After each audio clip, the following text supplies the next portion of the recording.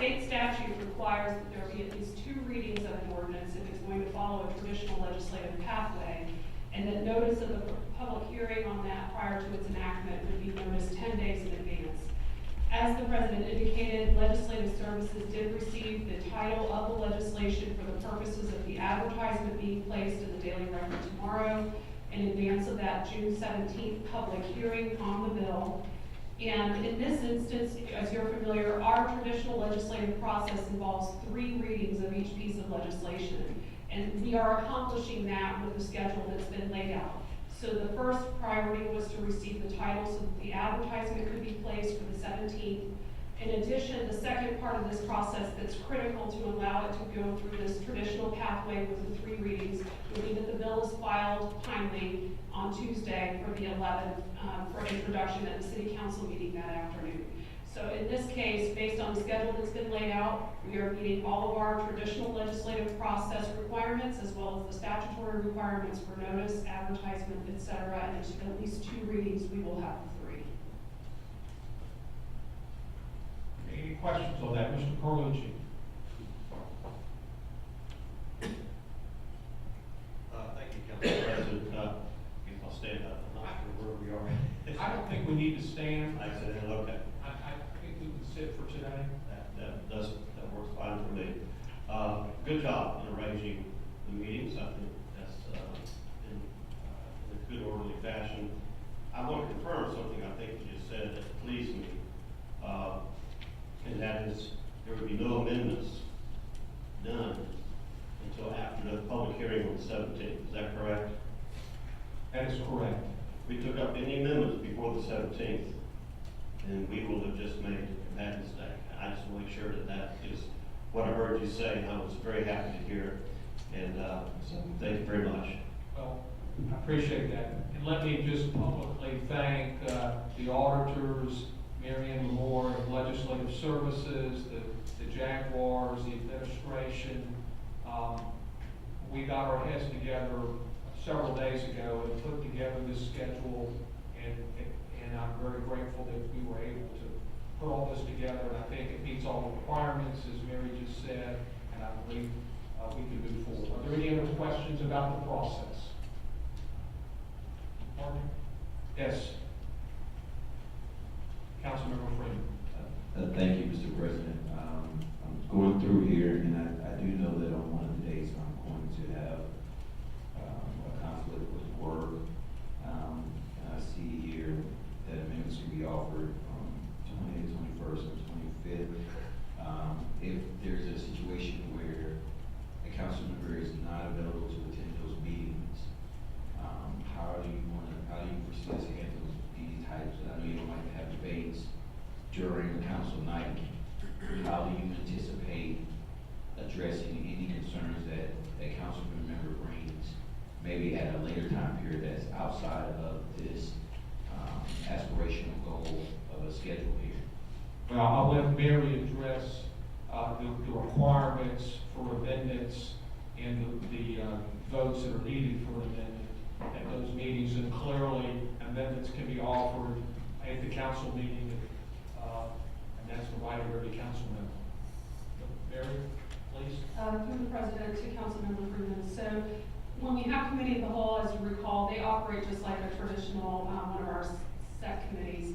So the opportunity to offer amendments can be made, they can be made verbally. They don't have to be in writing in advance unless the council member proposing the amendment has a preference to that regard, and I can work with them on that. Of course, the floor amendments that would be offered at council would have to be in writing and prepared in advance so that they can be distributed and reviewed at the meeting. One of the things that I will be coordinating with Ms. Lemure and the council president on is if there is a different type of process, such as what we do with the budget each year, where we prepare a spreadsheet of the proposed amendments that might be brought forward, and there seems to be several that might be forthcoming. And so I'll be working with them to see if that's a process we want to work on for this legislation, and then we can follow up with additional information. But absent that, it would be a traditional, you can bring whatever amendments you'd like at committee, bring them verbally, we can prepare them in advance in writing, or you can bring them on the floor of council, but they would need to be in writing. And I can't prepare any amendments on anyone's behalf until we have the legislation filed. guess I was more asking towards your philosophy, because you guys well disciplined and trained, that on the night of a council, we want the committee workers for committee work. So I just want to make sure that if that's are you kind of waiting from that posture, or if it's not baked by the time we get to this period, 25th, then we will look to have more committee meetings afterwards.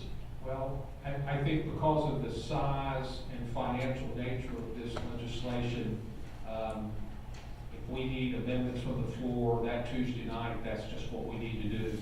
Thank you. I think it's just that, that's just what we need to do.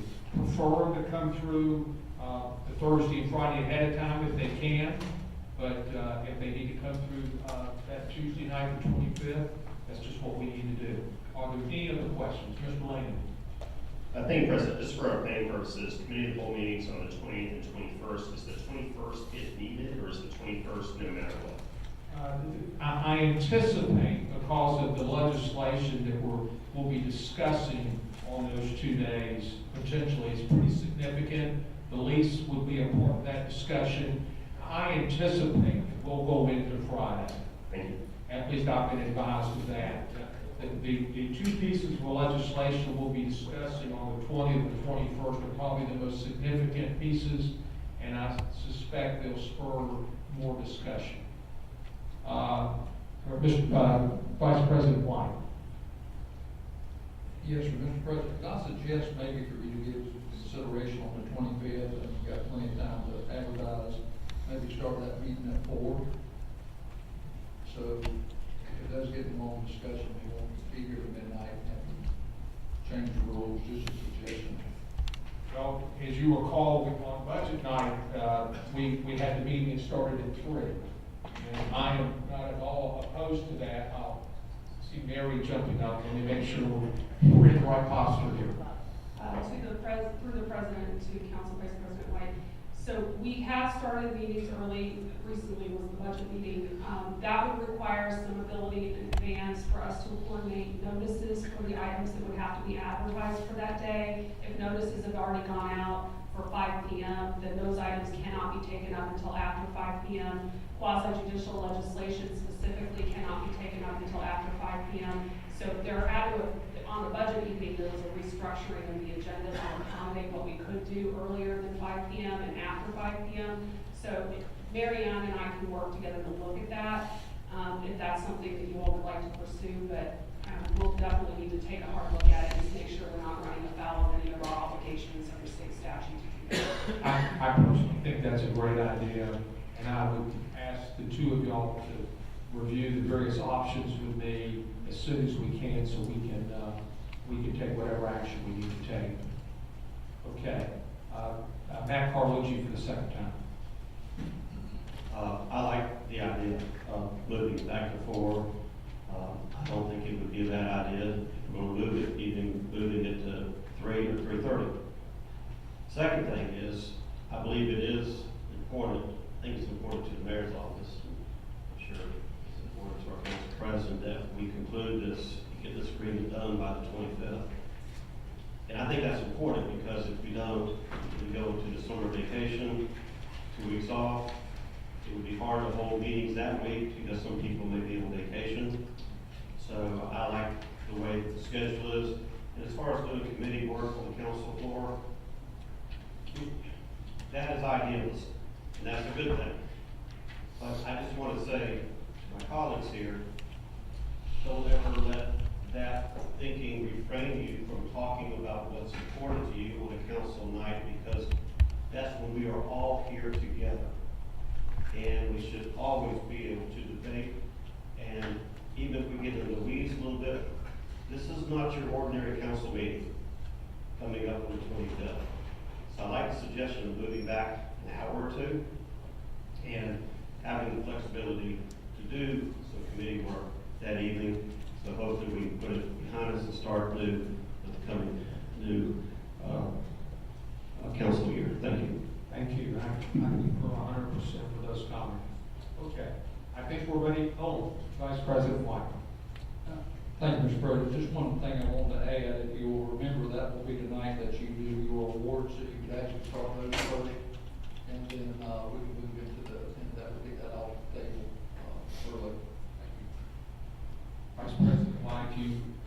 must have beaten your weeds this morning. Several good ideas, and we will take all that under advisement. Okay. I think we're ready to move forward, and I will turn it to we'll have the presentation on finances, and I'll turn it over. I'm sorry, Mr. Morrow, you're not popping up on my screen, but please go ahead.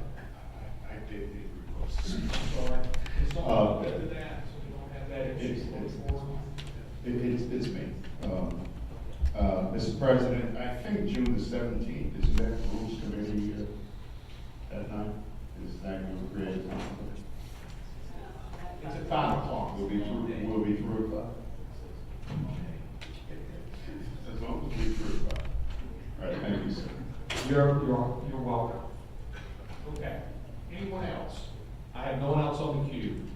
I'll turn it over to Mr. Weinstein, and I would prefer the presentations occur up here, but we have microphones there. If we can quickly get a question answered, that kind of thing, that may be helpful. Thank you, Mr. President. Mike Weinstein, City of Jacksonville. I'm going to go through a couple of topics, and you'll hear probably the same topics from the auditors as well, and ultimately get to the stadium financing. But as we met with different council members, it became apparent that I've got to make sure we're all on the same page as far as knowledge of the things that have happened up till now that will have an indirect impact on the finances of the city. The first is the pension surtax that was passed 2017-18, somewhere in that area.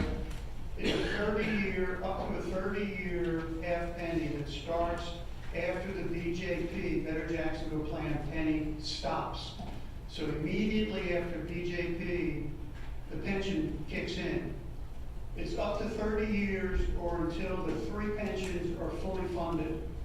That's not 80% or 90% as most define fully. It's 100%, probably be the most funded of all in the country once it gets to 100%. And I wanted to make sure how careful the statute was written, and you understand how careful in the ordinance.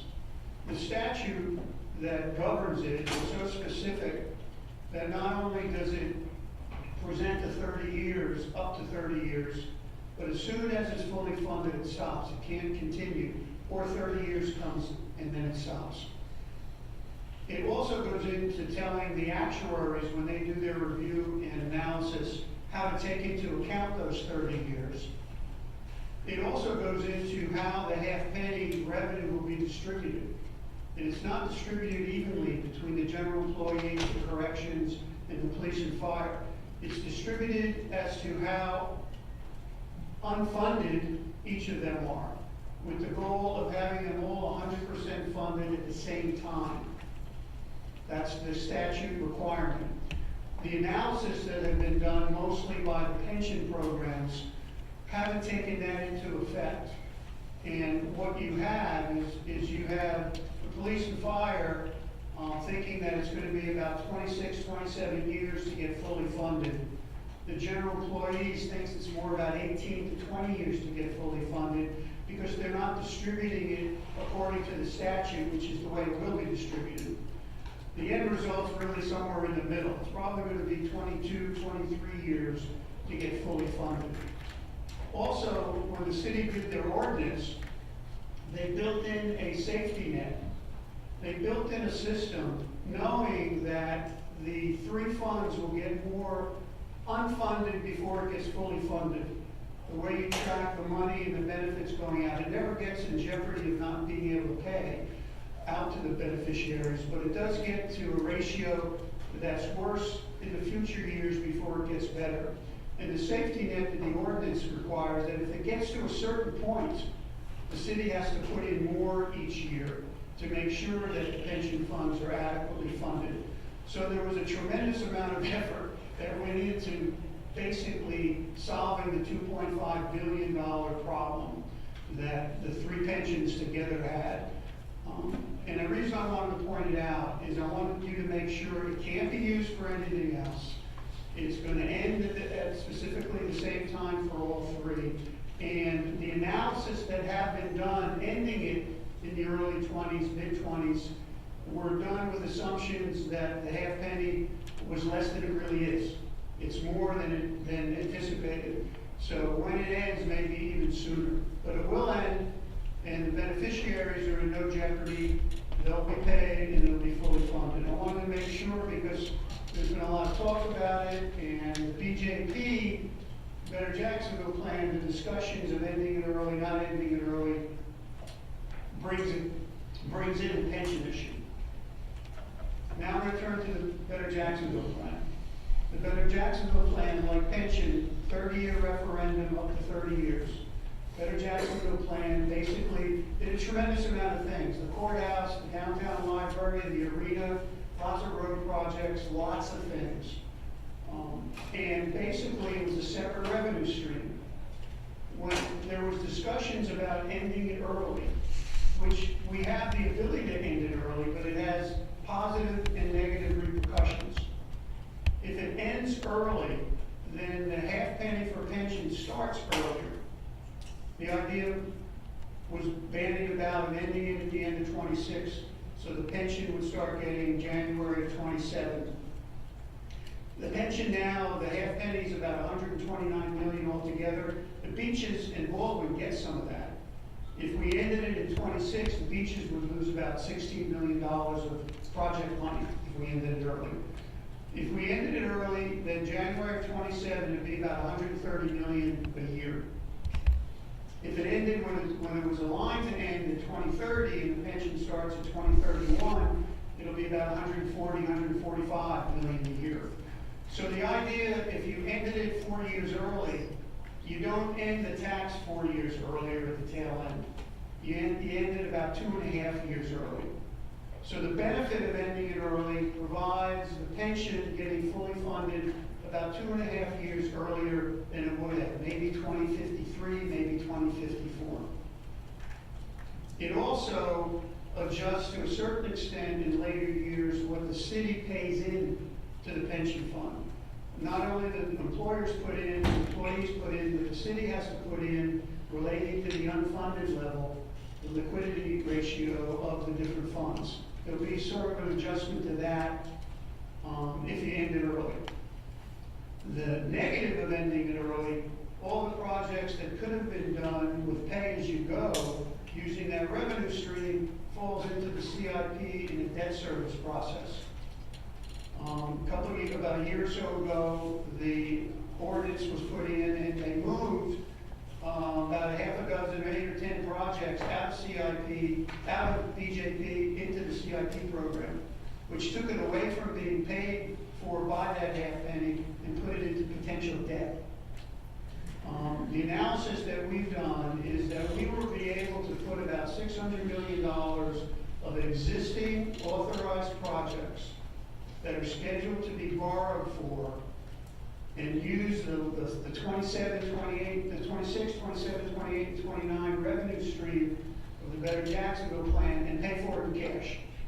And not have to borrow $600 million for the already approved horizontal roadway projects that are in the CIP. That $600 million of debt would put about $1.2 billion in debt service on the citizens. So basically you weigh doing a tremendous amount of work on a debt system versus using the 4 years. Now, if we use the 4 years like it originally can go to 2030, the only difference is, again, it'll end 2057, 56, rather than 2052, 53, as far as the half penny. So it's a financial decision that you'll discuss, the auditors will discuss. The administration felt the finances of the city was what we'd most be concerned about, and the negative to the pension program really doesn't necessarily exist because they're going to be fully funded, and all the beneficiaries will be paid. So it really has no negative impact as we go along. So maybe there'll be questions after the auditors are done too, because they're going to go over somewhat of the same topic. The one sheet I gave you is the CIP, the Capital Improvement Plan. And you see that it's quite substantial. This is basically out of the budget that you approved last end of September. And you'll see it's a couple of $1 billion worth of anticipation. The top, this does go down, it's stormwater, it's solid waste, but the top section, which is the general capital improvement, are the projects you really go over specifically, and that's mostly borrowed. All those dollars that you see there for projects, 95% of it is probably lined in to be borrowed. And that's, as you see, quite substantial. If we do this BJP swap, basically, that I was discussing, you can take 600 million from those numbers, and then they would basically not be borrowed for. That's the impact to the budget versus the 2 years at the tail end in 27, 28 years or whatever. And I brought that just for the one page to give you a sense of where we are as a city. And the rating agencies, they look at two things. They look at what we've already borrowed and our capacity to handle the debt service of what we've already borrowed. But they also look at what we've already authorized to be borrowed. It's not just what we've already borrowed. So this has an impact not only on our bottom line here as we move forward, but also how we're viewed by the rating agencies. And this brings me to the stadium. The stadium, as many of you have been to our huddles and heard us individually, is basically a split of the $1.4 billion. Has two pieces to it. When we first started negotiating, the Jaguars came and they said, look, you guys haven't kept up the building like you should. It's not at the NFL standards. You're obligated to do this. You're obligated to do that. And me listening to it, I've been in many budget hearings. I've been in many budget processes where the city has a tremendous amount of needs and a lot of priorities. And know that most of our facilities get what they're needed to get, not necessarily what they should be getting. And the stadium's no different than the arena, the Performing Arts Center, and all the other things. We do the best that we can in a budget priority system, but I agree that there are things that we could have, should have been doing, but hadn't done. Originally, they came when this was a $300 million figure. And I said, well, I understand the concept, but these numbers are too substantial. It got down to 202, it got down to 180, it ended up at 150. And basically, the administration agrees that over the years, and to get it ready for renovation, there were things that we should have been doing, could have been doing to keep it up and meet our obligations. And the Jaguars said, if we don't do something like that, then in the renovation, we're going to be doing things that the city should have been doing, and half of that is going to be paid by the Jaguars. And the Jaguars didn't feel that they needed to pay for things, half of the things that we should have been doing over the years. So we agreed to do $150 million worth of that effort and get credit for it in the renovation, because it'll be done in the renovation. It's not something we're doing tomorrow. So the $1.4 billion came down to $1.25 billion, and that's what we split 50-50. So we're splitting the cost of the renovation, excluding us getting it to where we should have had it over the years. And that's where we are with funding. So it comes to 7.7, and doing that, the analysis was we're in for 50%, very attractive to all the other leases that were done. But even if you include the 150 and take it to 775 on our side, we're still at 55%, which is still below all the other basic agreements throughout the NFL. The 775 will be put into the CIP program according to the construction schedule and the cash flow requirements for that construction schedule. And basically, as it stands now, it's going to be $150 million in 24-25, $150 million in 25-26, $250 in 26-27, and $225 in 27 and 28. The major construction is really January of 27 after their 26 season to August of 28. So that will fill in basically to the CIP, and most likely when you get the CIP during the budget session, you'll see that. But you'll also see other suggestions that we're going to make. to deal with these numbers that are in front of you and get them more manageable and more receptive by the outside community and the rating agencies. If you remember when we did the budget last year, we talked about the CIP, we talked about coming forth with some recommendations. We met a couple of times with your chairman of finance, we met with the president, and we have a meeting coming up, I think, next week with the chairman of finance to talk about CIP again. So you'll see even more adjustments than just the BJP effort in the CIP that you'll get basically in July and deal with up until the end of September. With that, if it's okay, I'll yield to the auditors. Thank you. Thank you, Mr. Weinstein. Let me just mention that after the presentation by the auditors, we will give each council member 5 minutes on the first turn around. The second turn will be 3 minutes, and we'll keep going around to everyone's questions are answered. So, Ms. Taylor? Thank you, Council President. Now, wait a second, if we can, thank you. Okay, a lot of it will be duplicative, but I think it's good to hear again. The structure of our presentation is to give you history on facts that kind of all builds to an understanding of where we reach our overall financial conclusions. Our goal, of course, is to provide you the information that you need regarding the stadium proposal, because I think everyone is mindful of, and especially us, of ensuring that you feel comfortable that if you are going down the route of approving the stadium proposal, that you feel comfortable there is a funding source or funding sources to ensure that you can cover that. So our structure is kind of a question-answer type format. So if you go to the first question, question 1, what is the Better Jacksonville Infrastructure Surtax? And I know a lot of this is history that you all know already, but it was implemented through Florida statute. It was approved by the voters through a referendum. It is shared with the beaches involvement, and as Mike indicated, about in 22-23, 4 million, so roughly 16 million in the 4-year period he had mentioned ending early that is split with the beaches involvement. It is overseen by a committee called there's 2 actually, the Financial Administration Committee and then the Project Administration Committee. You've heard it as FACPAC. They meet quarterly. Any swap of projects into this fund would be continued to be overseen by that committee on a quarterly basis. We have the original goals, growth management, improving and constructing roads, environmental protection and preservation, and targeted economic development, and providing public facilities. So we will go through getting you comfortable that we feel there are projects that are eligible for BJP that can be moved into and used by the surtax. And going to question 2, what is the pension liability surtax? And a lot of this Mike went through, but it is a half-cent Florida statute authorized. It was approved by the voters.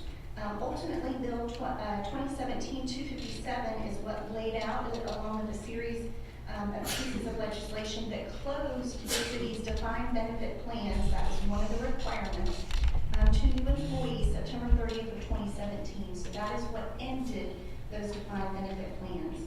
This surtax, different from BJP, is not splitting, cannot be split with the beaches involvement because the statute dictates it has to be used towards those pension plans.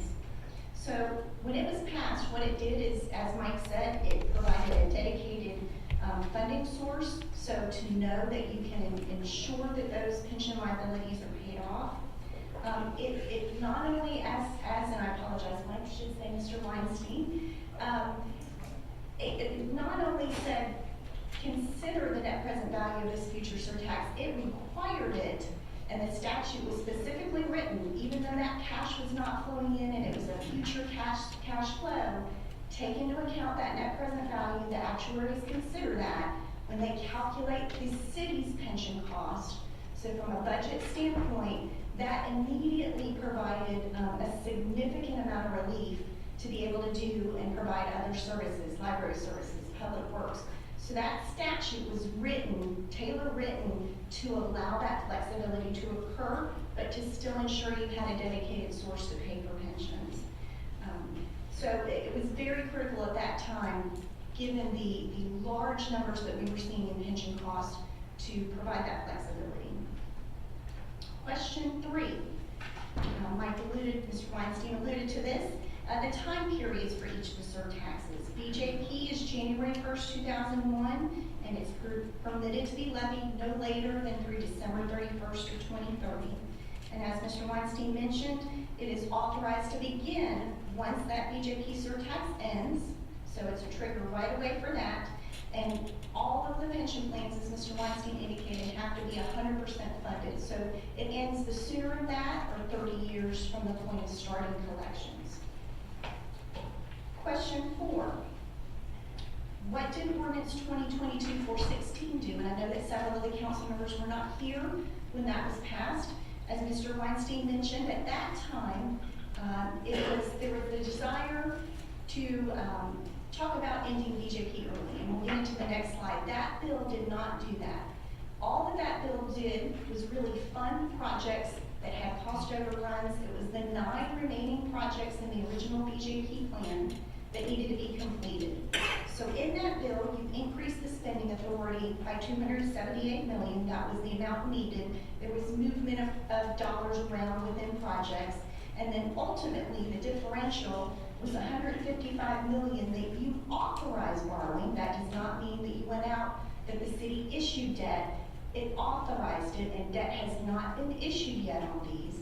But it was a plan to just help fund those projects through our general CIP, would be a general fund cost, rather than using the PJP with an indicator or saying we want to consider possibly ending it early. And what I will say at the time for the council when they were considering it, the former administration's policy viewpoint was the BJP plan was proposed at $1.5 billion. That's a cap for expenditures. We don't want to exceed that. So I think it was for information at the time and what you were considering, and you didn't have the stadium and other projects before you. But that was a policy standpoint of a hard cap. We have confirmed with the Office of General Counsel that there is not a hard cap of $1.5 billion. That was just the proposal at the time of the original plan. So it made sense when things were being considered at the time, and certainly not an error on anybody's part, or, that's one of the bit of information that I want to make sure is clear. In considering it, it was very reasonable to get those projects funded. But that bill did not end early, and question 5 gets into that. Did it end it early? No. You would have had to have taken separate action as a city council to formally end BJP. So the path that you are on now is the path of the original BJP plan, which was to end it December 31st of 2030, and nothing to date has changed that path. Moving to question 6, did City Council need to take action for the BJP surtax to remain in place through 2030? No, you do not need to take any action. The only action that you will need to do is BJP has a work program, and it lists out every project on that list. What you would need to do, and we'll get into the time frame of that and a couple of other things that would need to occur, if you end up doing the swap that Mr. Weinstein, the administration is proposing, but it will need to be amended to move all of these projects in. And again, let me back up a minute and make sure everyone's clear for the swap. Again, just to reiterate what Mr. Weinstein said, the stadium will be funded with debt. That is the proposal. BJP mentioned specific vertical structures. It named the arena. It named the main library. So you cannot legally add in the stadium. So debt would be issued for the stadium, but to alleviate that, the proposal is to move in various roadway projects, drainage projects, anything that's eligible for BJP into that surtax and use cash to pay for those, and so that way you neutralize your debt. Another thing I want to mention is that when you take up the legislation, there will not be an appropriation in the bill, and so for that reason, we want you to feel comfortable that you are not just saying, sure, we approve a stadium, we'll determine how we fund it later. We want you to feel comfortable that there are options that you believe will be there to definitively finance it. And this proposal to swap keeps your debt neutral. Turning to question 7, do the actuarial reports for the pension funds factor in BJP surtax ending early? No. So they have been on the current path, as Mr. Weinstein mentioned, since approval of the pension liability surtax. The actuaries have taken into account BJP ending December 31st of 2030. So I don't want anyone, because this is one of the points that I've heard mentioned, there will not be an incremental increase in pension costs that you will see, that you have to take into account in funding the budget if you stick with ending at 2030. So nothing was changed when that 2022 bill was done. Nothing has been changed to date as far as the actuarial assumptions, other than keeping BJP ending 2030. Question 8. What are some of the items to consider if the surtax is not terminated prior to December 31st of 2030? So we've tried to, as always, we try to always be fair and balanced and present all of the sides, whether good or bad. So in considering all of the points of not ending it early, first, on a positive side, it would add the ability to collect an additional $600 million in BJP infrastructure revenue, which, as Mr. Weinstein indicated, would eliminate the need for issuing debt to fund projects on that $600 million. So again, as I mentioned, debt for the stadium, so increasing debt over here, but you reduce debt for $600 million on other projects that would be covered by cash, and so it washes, and you don't add to your amount of outstanding debt that you have currently. You keep it neutral when considering the $600 million for the stadium. It will indirectly, and I say indirectly, allow residents of Duval County, outside of Duval County, to help fund the stadium, because in essence, you're allowing that surtax to remain in place to cover those roadway drainage type projects that half cent is collected by tourists, by anyone that comes through, not just through a millage, in other words, so you have residents outside paying for that half cent surtax. Turning to the next page, it continues for things to consider related to not ending it early. At the top there you'll see, and we'll go into a chart that we have in more detail, but an estimated net positive cash flow to the city of approximately $25 million a year, not ending it early.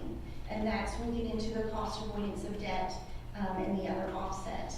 And then although early termination could enable the pension funds to become fully funded and end sooner, as Mr. Weinstein indicated, by a few years, the surtax is a dedicated source to pay that pension liability debt.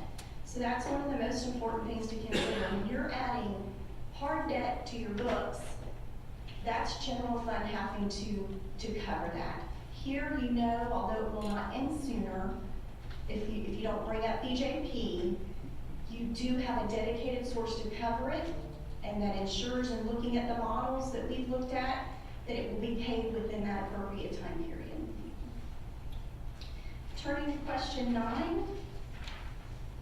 what would be the difference between bonds issued by the city for capital projects to be swapped and the city's pension liabilities?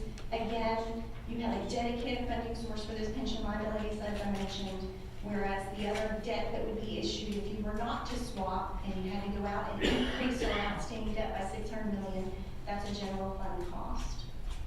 Question 10, what are some other ideas for possible funding mechanisms to pay for the stadium improvements?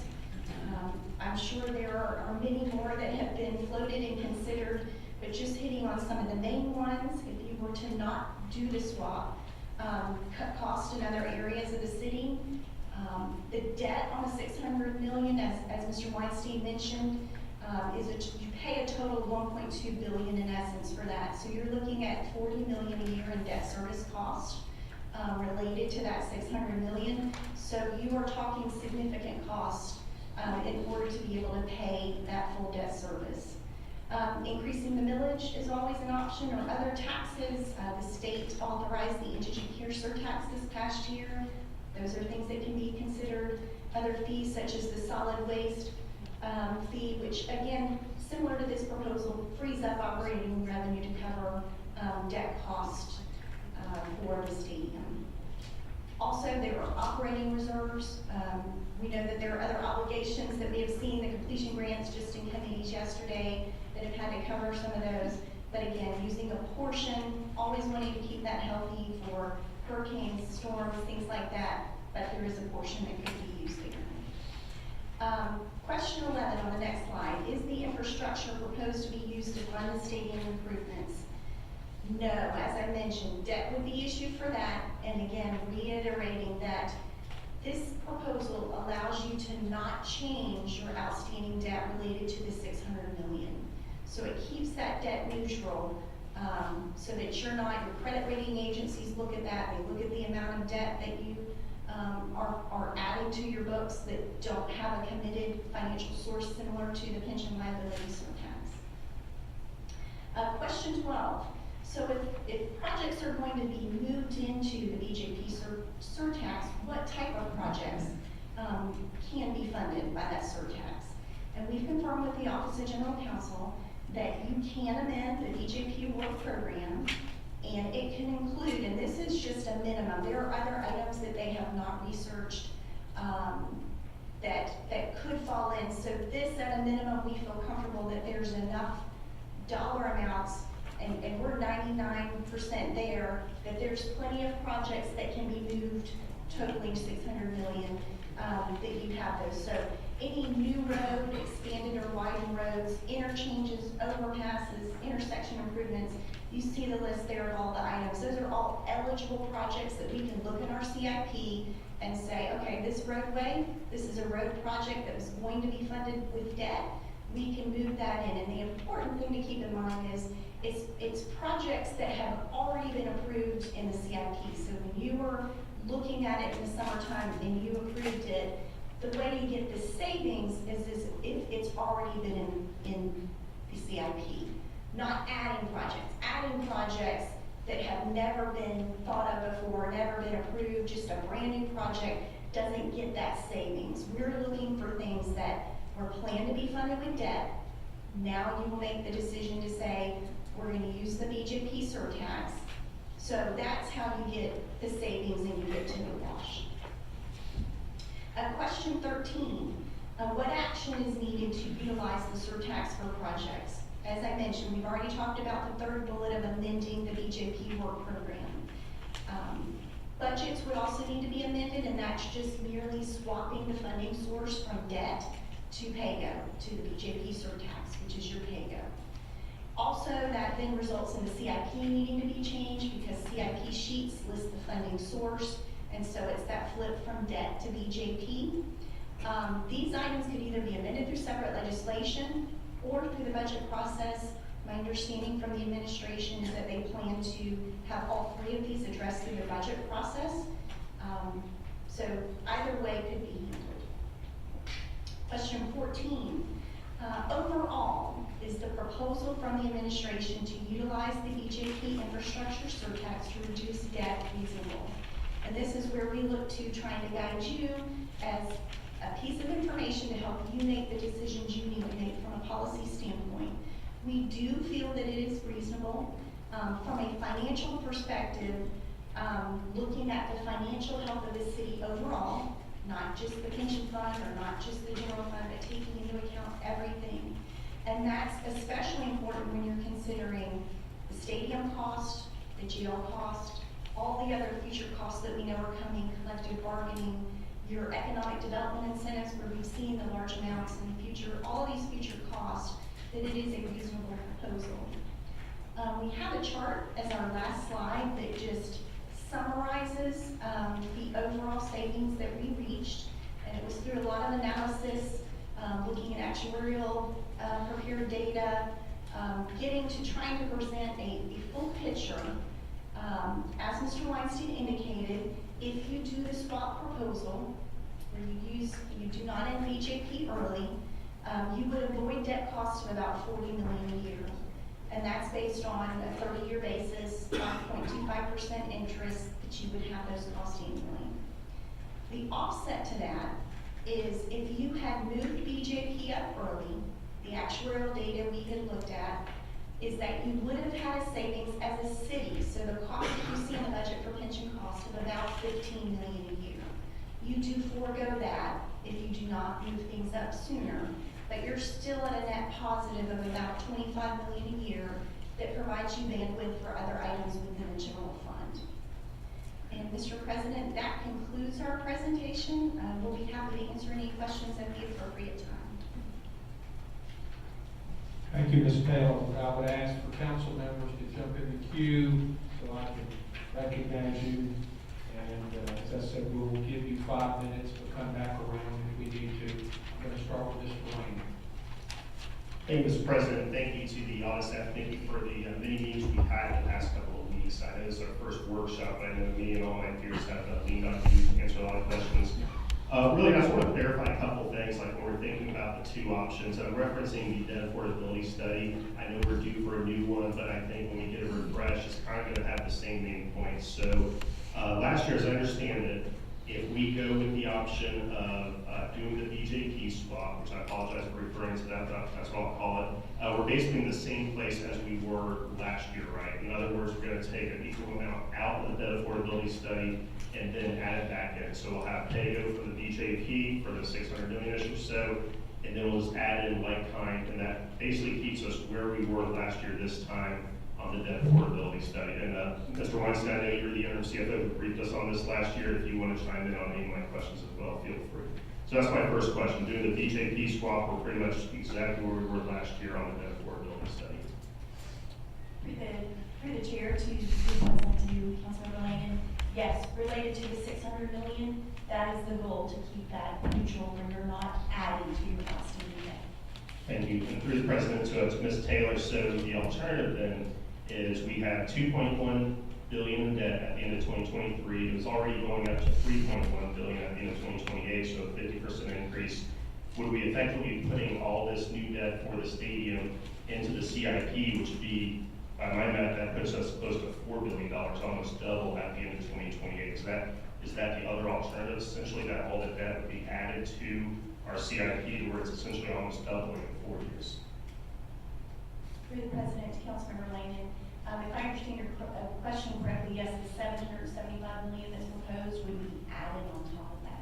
Thank you. And then along with that would be 25 million a year extra to our operating budget to pay for the debt service, which is the net of the 40 million additional plus the 15 million offset for the increased accrual costs, correct?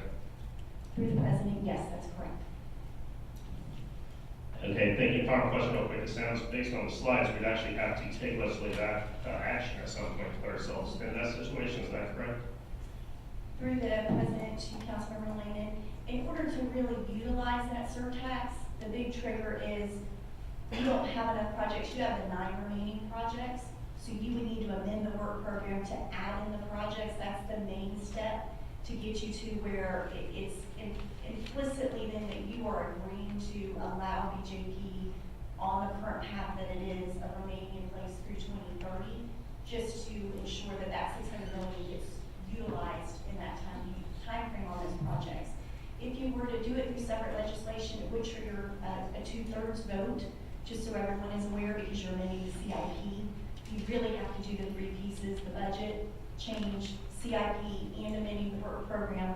Could be accomplished either way through separate legislation or through the budget process. Thank you. Through the president, Ms. Taylor, I guess to clarify my question, it takes legislative action both ways, I guess. One, to move projects from CIP back to BJP, but also take legislative action to end the BJP earlier and have the surtax go to the pension. So I guess it's legislative action regardless of what the decision you decide to go with, correct? Through the president, yes. Thank you. Through the president, my last question, not sure whether it's you or Mr. Weinstein. I know we talked about the fully funded year, I think mid-2050s. I believe that 80% is kind of the standard for pensions. Do we have an idea of what year that would look like versus the 100% mark? Through the president, Councilmember Lane, and we can pull it and look at the models to see. I don't have that immediately available. Thank you. That's all my questions for now, Mr. President. Thank you, Mr. Lane. Mr. Gaddy, you recognized.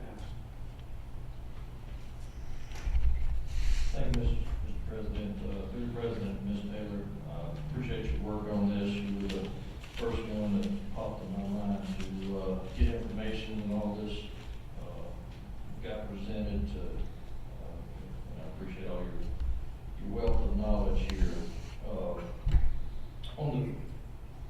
PJP, that was a referendum, wasn't it? Through the president, that's correct. Okay, so the PJP was specific in vertical projects that could, or specific in what was in the referendum on all vertical projects, correct? Yes, sir, through the president, that's correct. Okay, so the voters were under the impression that these were all the vertical projects that was going to be done under the Better Jacks. And so by what's being presented here now is just, we're shifting it around and kind of disguising it and bringing in other roadway projects that are not specific to what was in the referendum. Through the president to Councilmember Day, the horizontal items listed on the ballot that the voters approved were very generic. It just said roadways, drainage. It did not get specific compared to where the vertical did. So that is where the Office of General Counsel has determined that you can still add things that meet these eligibility requirements because they were very vague on the ballot.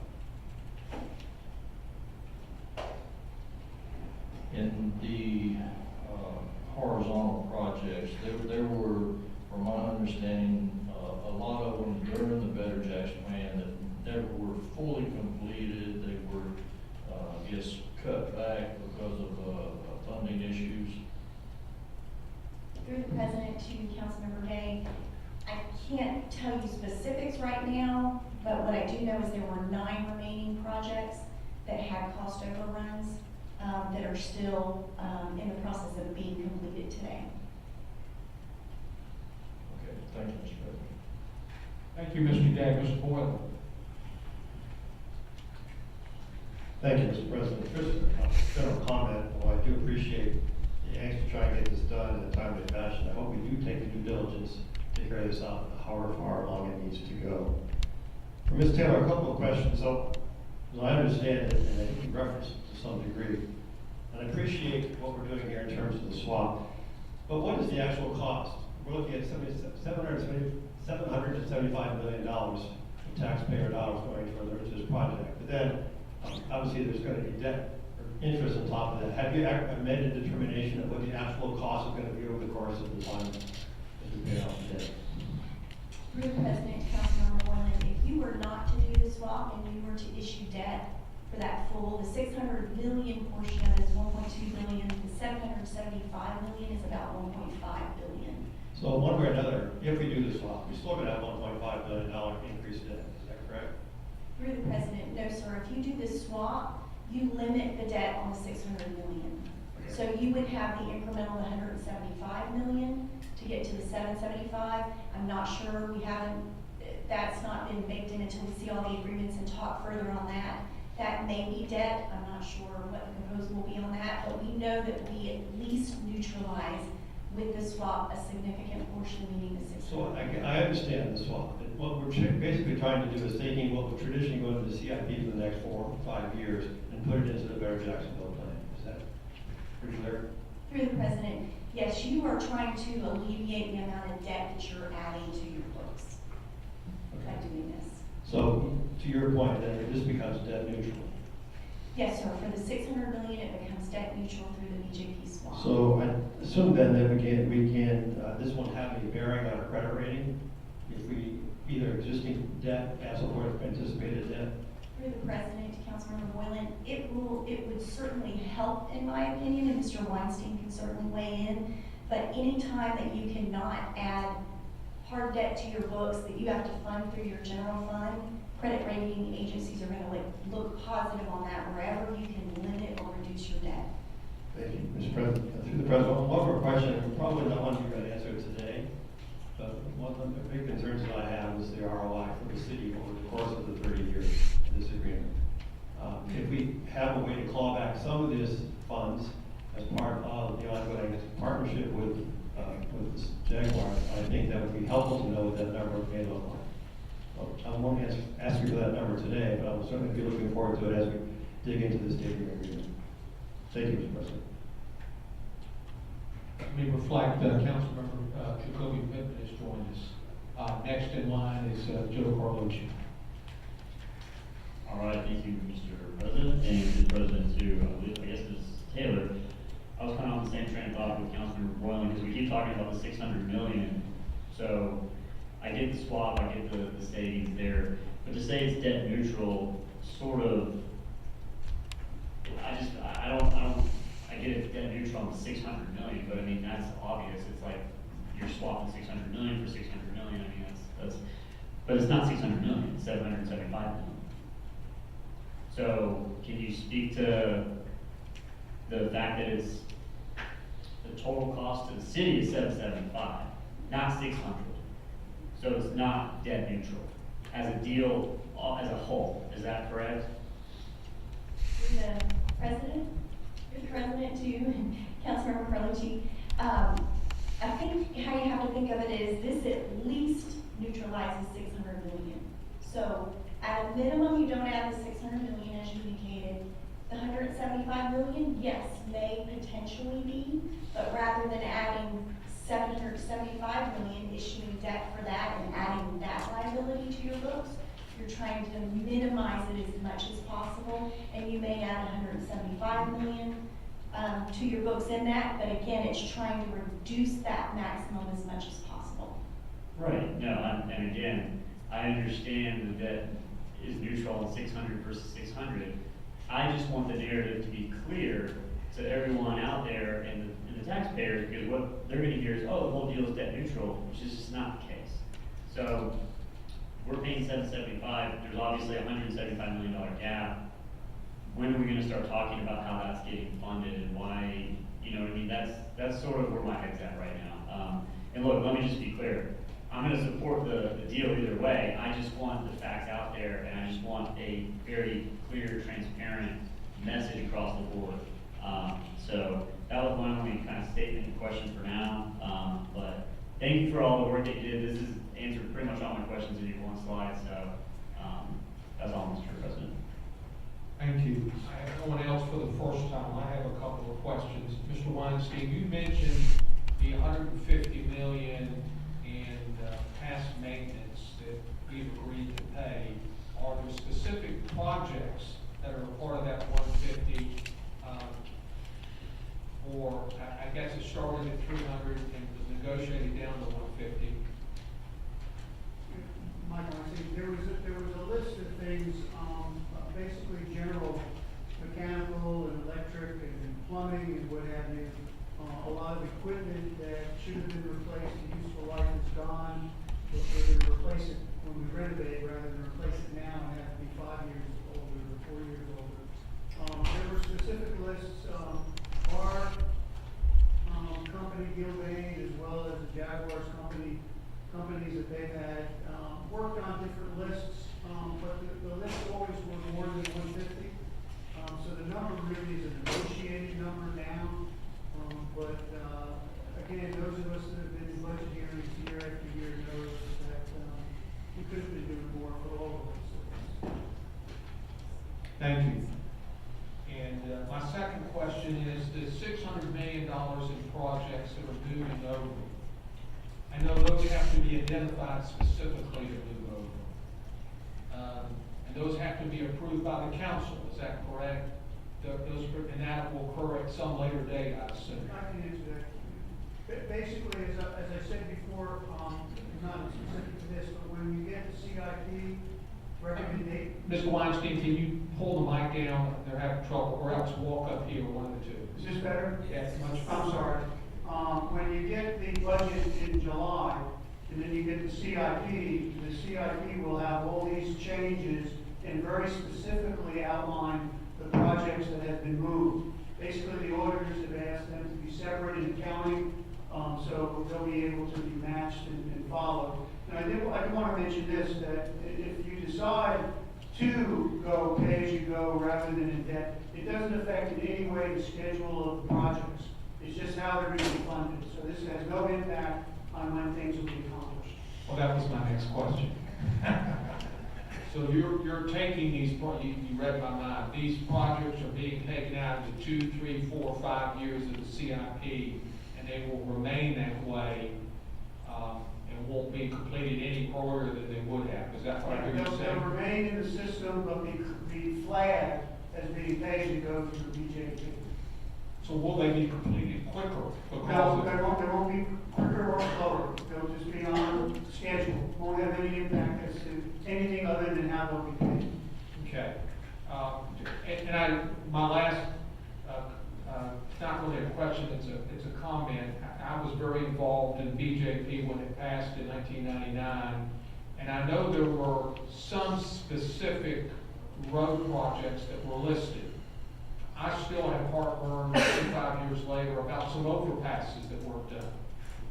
One particularly at Atlantic and University, and there were others, some overpasses were done. So I think it was viewed as a pot of money towards transportation eventually, but there were some specific projects that were listed, some of which that were done and some of which were not done. That's more editorial, because I specifically remember that. Okay, let me go back for the first time, Mr. Miller. Thank you, Mr. President. Most of my fiscal finance questions were addressed by Mr. Lannon, Councilman Lannon rather. However, there were some other things that I just wanted to say in general, and I think it speaks to Councilman Boylan's comments about making sure that we're taking our time for our due diligence as an equal level of government, and as I believe the taxpayers expect, that we cover all of the details and not just looking at the financing for this tentative agreement, but also what are our other responsibilities financially coming down the road.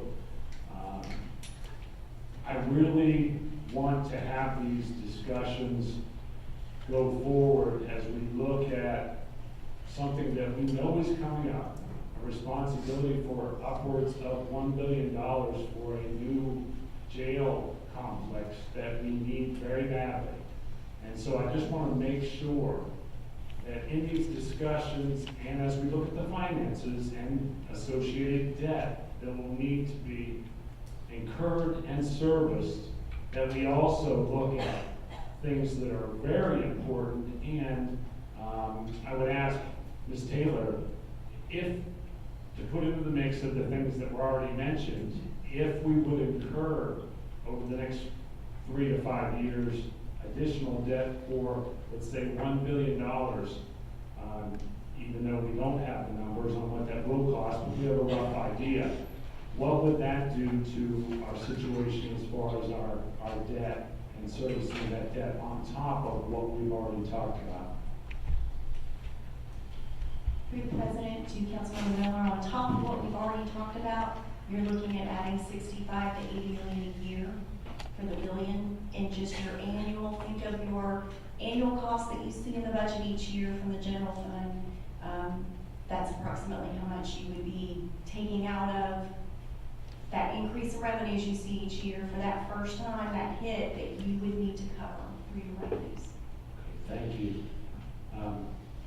I think it's important that we be very responsible in the bigger sense, as I said. And so that's one example of something we really need to come to terms with as we go through this process. One specific question I have for Mr. Weinstein, if you would. You said in your earlier comments, I believe you said 50% as far as the cost share of the costs associated with the renovation project. 50% is below all the other deals in the NFL, is what I believe you said. Is that correct? Yeah, the term all, I mean, I know most, I suspect all, definitely, yeah, that's my assumption. And is that- The Jaguars would better know, or Michael would better know all the other agreements throughout the country, but, definitely at the low end, if not the lowest. And does that include new stadiums and new stadium deals, or you're just talking about renovation projects? I'll be happy to answer that. The key in this entire analysis is what we've adopted is comparing Jacksonville to similar sized markets. We're not comparing ourselves to Los Angeles or New York.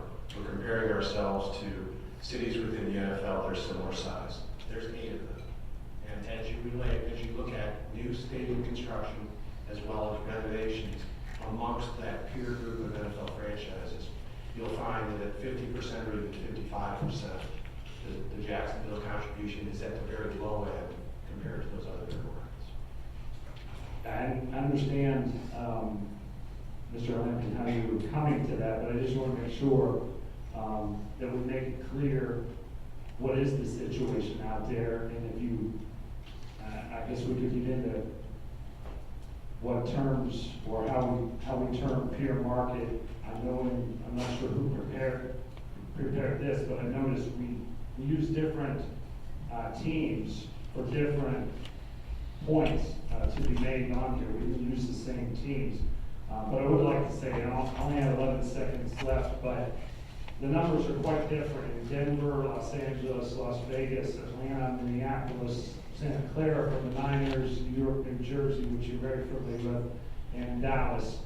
So I'm out of time for this round, but I just wanted to make sure when we're looking at the overall percentages, and we're looking at other NFL teams and their situations, both renovation projects and new, there were different amounts and percentages that were entered into that in these cases I mentioned were all higher levels of team input than where we are at this point right now. Could you just speak, if I just ask and then I'll close, could you speak to it? What was our basis? What was our real basis for getting to the point where we were at 50% more, 55, 45? What really was the basis for that? Was it projected net revenues? Was it something else? How did we land at that point? Thank you very much. Well, I think that was influenced by the other factors. First, it has to be an agreement that we could get to that the conclusion of the administration was that it would be a fair deal that protects the taxpayers. At the same time, we also have to have an agreement that will receive 75% approval of other NFL owners. And when the NFL and NFL owners look at this agreement, they're not going to compare Jacksonville to Los Angeles or New York. The economics of those economies are so significantly different. It puts teams in these larger markets in a much stronger position to be able to make contributions to the stadium. The way the league looks at it, and the way we looked at it, was how we compare to what cities of similar size to Jacksonville have done as they've dealt with either new stadiums or renovations. So when you look at that chart that you referenced, and it says budgeted stadium construction, peer market of the fund. Peer meaning those markets that are similar size to Jacksonville. You see that the original renovation here in Jacksonville was paid 100% by the public. In Cincinnati, which happened in 2000, public paid 100%. Indianapolis 86%. Cleveland 82%. Kansas City, which was a renovation, 67%. New Orleans a renovation, 67%. Buffalo, which is new construction, 61%. Tennessee, Nashville, which is new construction, 60%. And Jacksonville at 50% of the budgeted stadium construction. And if you add in the 150, that 50 goes to 55%.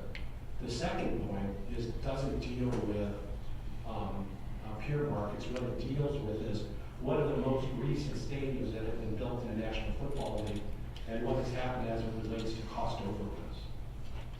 It doesn't make sense for us to go back 15 or 20 years. We have to look at those that are most relevant. And the newest stadiums that have been opened in the National Football League are Los Angeles, San Francisco, Atlanta, Buffalo now under construction, Minnesota opened a few years ago, and Tennessee under construction.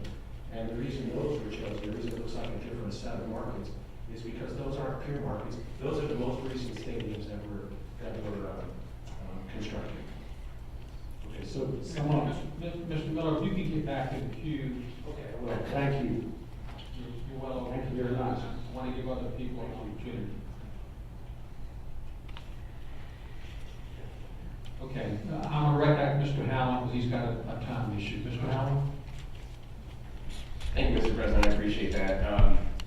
One thing I want to note to everybody is we didn't need a stadium deal to implement this financial move. This financial move could have been implemented whether we had the deal or not. Which brings me to a question for the auditors. What was the original justification for sunsetting BJP early and shifting these 122 million worth of projects, or whatever the number was, over to CIP? President, to Councilmember Howland, one of the first things was, again, the policy standpoint that there was a cap of $1.5 billion. That was one of the first things that really, in essence, if you agreed with that policy, then you would have to end it early. Again, as OGC has indicated, that is not a hard cap. The second thing, at the time, those 9 projects needed funding to move forward. So from an appropriation and a funding standpoint, in order to do that, the quickest mechanism aligning with that 1.5 cap and needing to end early was borrowing for those projects so that you could fully fund them. So that was the second part of it. On our handout that we actually provided at that time for that bill, I will mention, and happy to, I actually have copies if anybody does want that.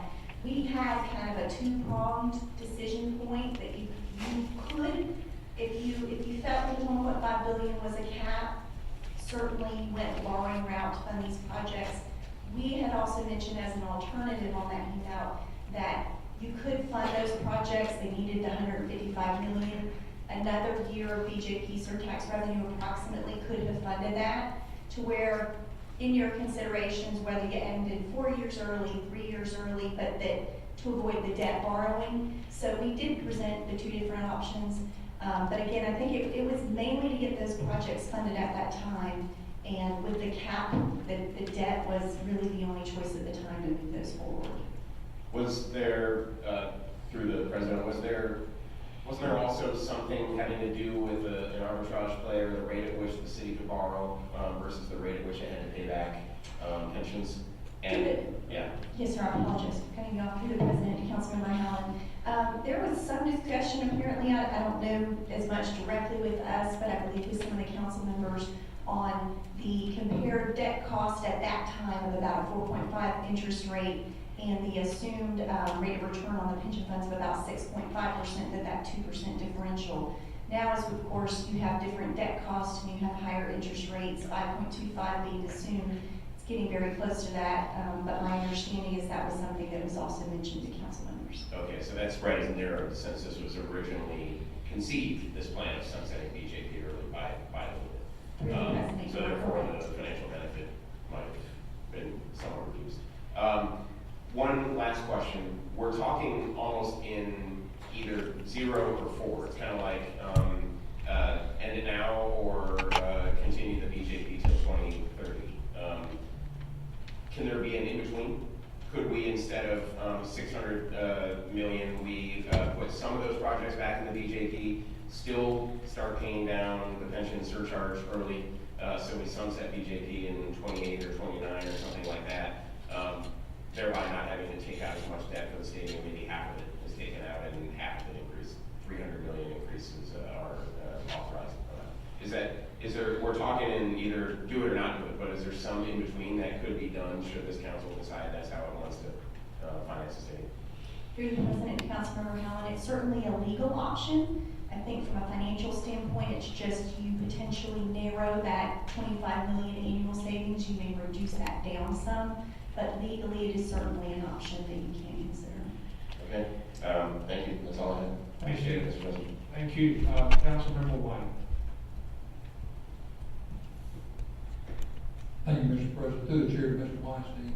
Have you or will you have any courtesy conversations with the police and fire pension administrator and or board on this change? That would be a change from what we said we'd do.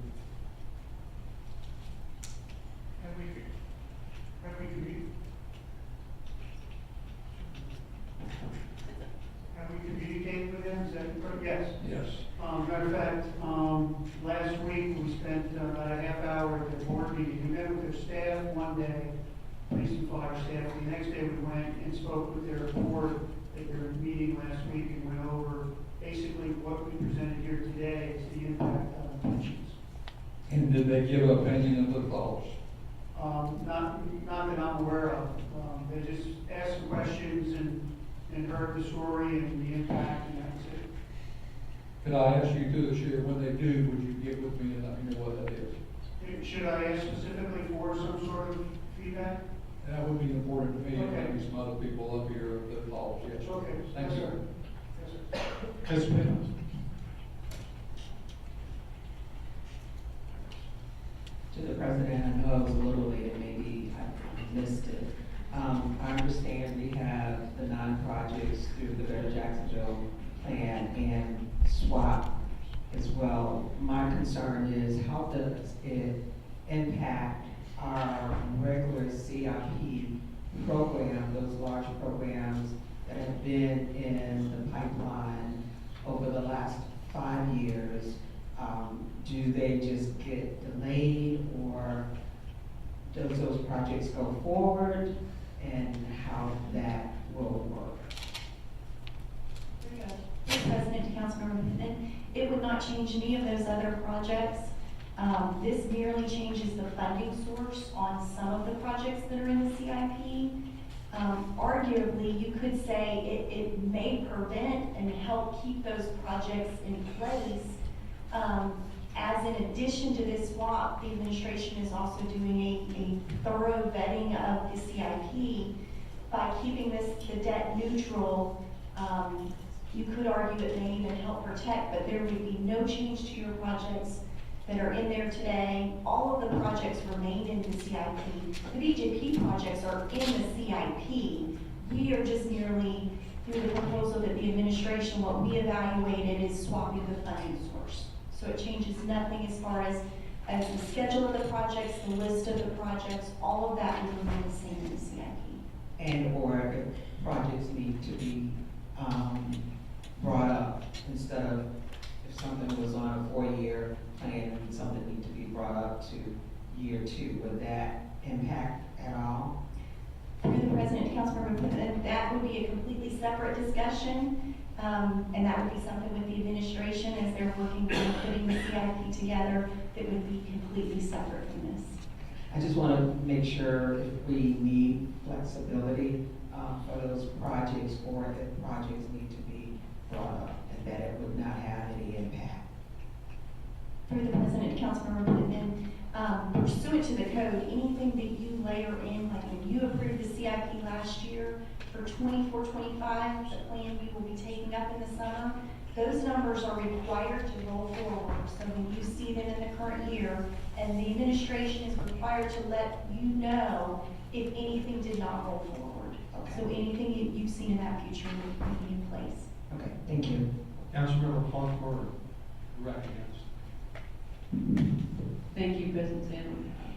My question is in regards to the pension. One of my council members began to talk about it, but I really want to understand how this swap is going to impact it. So I am looking at question 2 of your PowerPoint presentation. So based on this, the pension liability surtax was scheduled to begin once the BJP ended.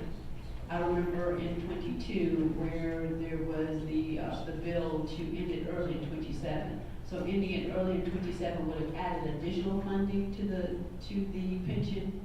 Is that where we get that information, or where that starts? I'm going to ask my question to Mr. Taylor through the president. Through the President, I may need to have you ask that question again, Councilmember Clark Murray, just to make sure that I answer it properly. So I'm trying to once again understand how this move, how the swap impacts the pension surtax. Through the President to Councilmember Clark Murray. So keeping it, the swap keeps it on the original track, the original plan of ending BJP in 2030. So it changes nothing from the original plan. What it would do if you had moved if you had terminated BJP and ended it early and moved it forward, you start the pension surtax sooner. So that means that you would ultimately pay for and fully fund the pensions approximately 2 to 3 years sooner than you otherwise would have. Through the chair, through the president to Ms. Taylor. So in this case, it doesn't necessarily impact the amount or the funding for the pension. It just impacts the number of years that it will be fully funded. Through the president, Councilmember Clark Murray, you're correct. It's just the timing and when it's fully funded. Thank you. Thank you. Thank you. Councilmember Harris, your turn. Thank you, Mr. President. I have a couple questions regarding the numbers I'm hearing out here. I'm hearing 600 million, 775, and then 150 million, all of which total 925. So the 600 million, I get that we're going to go into debt for that. The 775, which is the difference from 175, how are we going to fund that? What's the funding mechanism for that? Through the president and Councilmember Arias, first of all, keep in mind the BJP surtax, we're estimating that there will be 600 million. There could be more. So you could have a portion of that that would be same swap type thing where it ultimately gets covered with cash. But that differential, we have not spoken yet with Mr. Weinstein. I imagine it may be debt, it may be a portion, I probably defer to him. But what I can say, so that gets you to the 775, that additional capital piece. The 150 million that's on top of that will get you to the 925 is the community benefits agreement portion.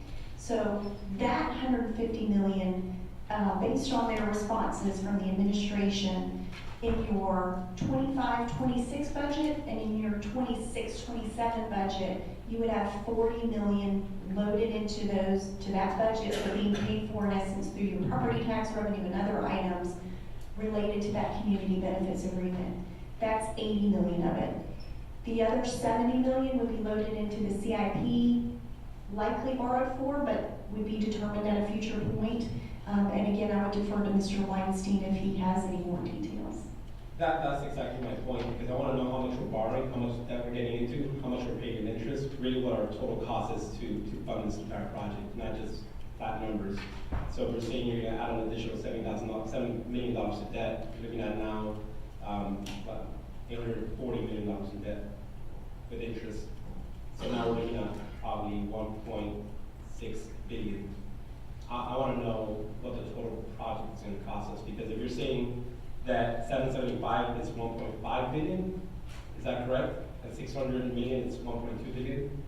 Through the president, What yes. would 940 look like? If you had to go out and borrow for the 775 million, you would have, in essence, you would pay 1.5 billion if you had to borrow for all of it. The 600 million will hopefully mitigate most of that, other than 175 million. And then debt service on the 70-ish million that we're talking about that would not be paid for with cash.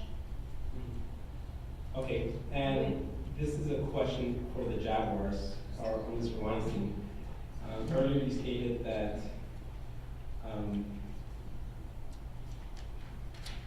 that year 24-25, you're looking at about 150 million, 25-26, another 150 million. Does the first 150 million include the additional 150 million that's already owed for maintenance? So would it be 300 million? Or when are you going to use the additional 150 million? If you look at the 4 years total, 4 years comes to the 775. So basically, it's all embedded, and as expenses happen during the renovation, the Jaguars and the city pay for those expenses together. So basically, if we put 150 in for 24-25, we're assuming we're going to spend possibly 300 million on the project that particular year. But the 150 going towards deferred work is embedded in the 775. It's not separate. I see. Okay. And then to the auditors, regarding this question on the CIP, I just want to clarify this. There's 9 projects in the BJP that would be essentially completed or funded through this process. Is that what I understood? Through the chair, there are approximately 9 projects that will cover that 2022 bill where the funding source was switched to debt. Okay, are those 9 projects part of completed, is that 600 million, is that what it is? Through the president, no, sir. Those would be, yes, they would be swapped from debt to being part of the 600 million. They would be funded with cash in essence rather than the debt. Okay. And then other projects in the CIP that were swapped, how would we determine which projects we would be swapping? Through the president to Councilmember Arias, we're working right now and looking at a list with the administration that would come as a proposal to you through the budget. We're hoping to have a separate schedule possibly so that they're highlighted. Again, it's whether it's funded by BJP or funded by debt, it's all part of the CIP, but we're hoping to have a separate schedule so that you'll be able to easily see those. Mr. President, just one last quick question, please. Mr. Holland mentioned earlier about the debt, and I'm not sure I understood everything he asked for, but in my sense, do we need to fund everything right now and get into debt for everything right now if they're going to use 150 for a year, the first year, 150 for the next year, 250 for 26, 27, and 225 for 27, 28? Do we have to pay interest in all that right now, or if we just like allocate debt as the years go by, and that way we don't have to pay interest if we're not using the dollars? Through the president, yes, sir. That's exactly what a model that has been in place for many years with Mr. Riley when he was here as the CFO, is that he would use the terminology, if it ain't spent, it ain't lent. So what we do with the cash pooling is you in essence fund that project in the year and you wait till the last possible time period, and then you go out and borrow that and fill that bucket back up to limit those interest costs. Thank you so much. Yes, sir. Thank you, Mr. Arias. Matt Carlucci. Thank you, Mr. President. I guess through the chair to Mr. Weinstein. So construction on the stadium is to begin, am I hearing it right, January of 27? Through the president, I basically said that the major construction will be January of 27 to August of 28. Okay. The perimeter construction will start February, March of 25. So, through the chair, here's my question, being ever the Jaguar optimist, have y'all taken into account what happens if we have, or when we have a home game, playoff game in January? What effect did that have, or any? I'm just saying. I'm just asking. Appreciate your optimism, that's for certain. Yeah, I'm pretty on board. We're happy with the construction plans would not begin until the latest possible date that we can have on the game. So conceivably, if we hosted the AFC Championship game, we would begin construction after that. But financially, through the chair, do you see much additional cost because of pushing back a little bit from starting early January? There's a little bit of a longer explanation on that, Matt. It starts with the clear communication we received from the community and from elected officials as we went through our outreach program that they wanted to keep as many games as possible in Jacksonville. So you may recall that our original plan was to be away for 2 years. And once we finished our public outreach, we went back to the contractors and the architects, asked to see if there's a way that they could resequence the program and have the result being only being away for 1 season, which is the 2027 season. So what we have now is we have to make up for that year where our original plans had us playing away. How do we get that work done, knowing that we're not going to be able to do a lot of work during that particular season, which would have been the 2026 season? The answer to that was to start earlier than that. So, yes, the earlier we start, the better job we can do on mitigating the cost overrun risk that is directly tied to the decision to play 1 year away versus 2. I think, as you understand, that cost overrun risk is borne 100% by our Jaguars. Okay, I just was curious through the chair. I'm very happy that it's only going to be the 1 year, but just was wondering about playoff game possibility in January, what that might would happen, sounds like y'all are prepared for it. But if it costs a little bit more to have a playoff game in Jacksonville, it bothers me a little bit. Mr. Freeman. Thank you, Mr. President Designate. Kind of feel like I'm back in my master's classes with quantitative and qualitative research, but want to thank you all for the presentations, and I'm going to be brief because I know some of my colleagues have to leave. But I did have one question for Mr.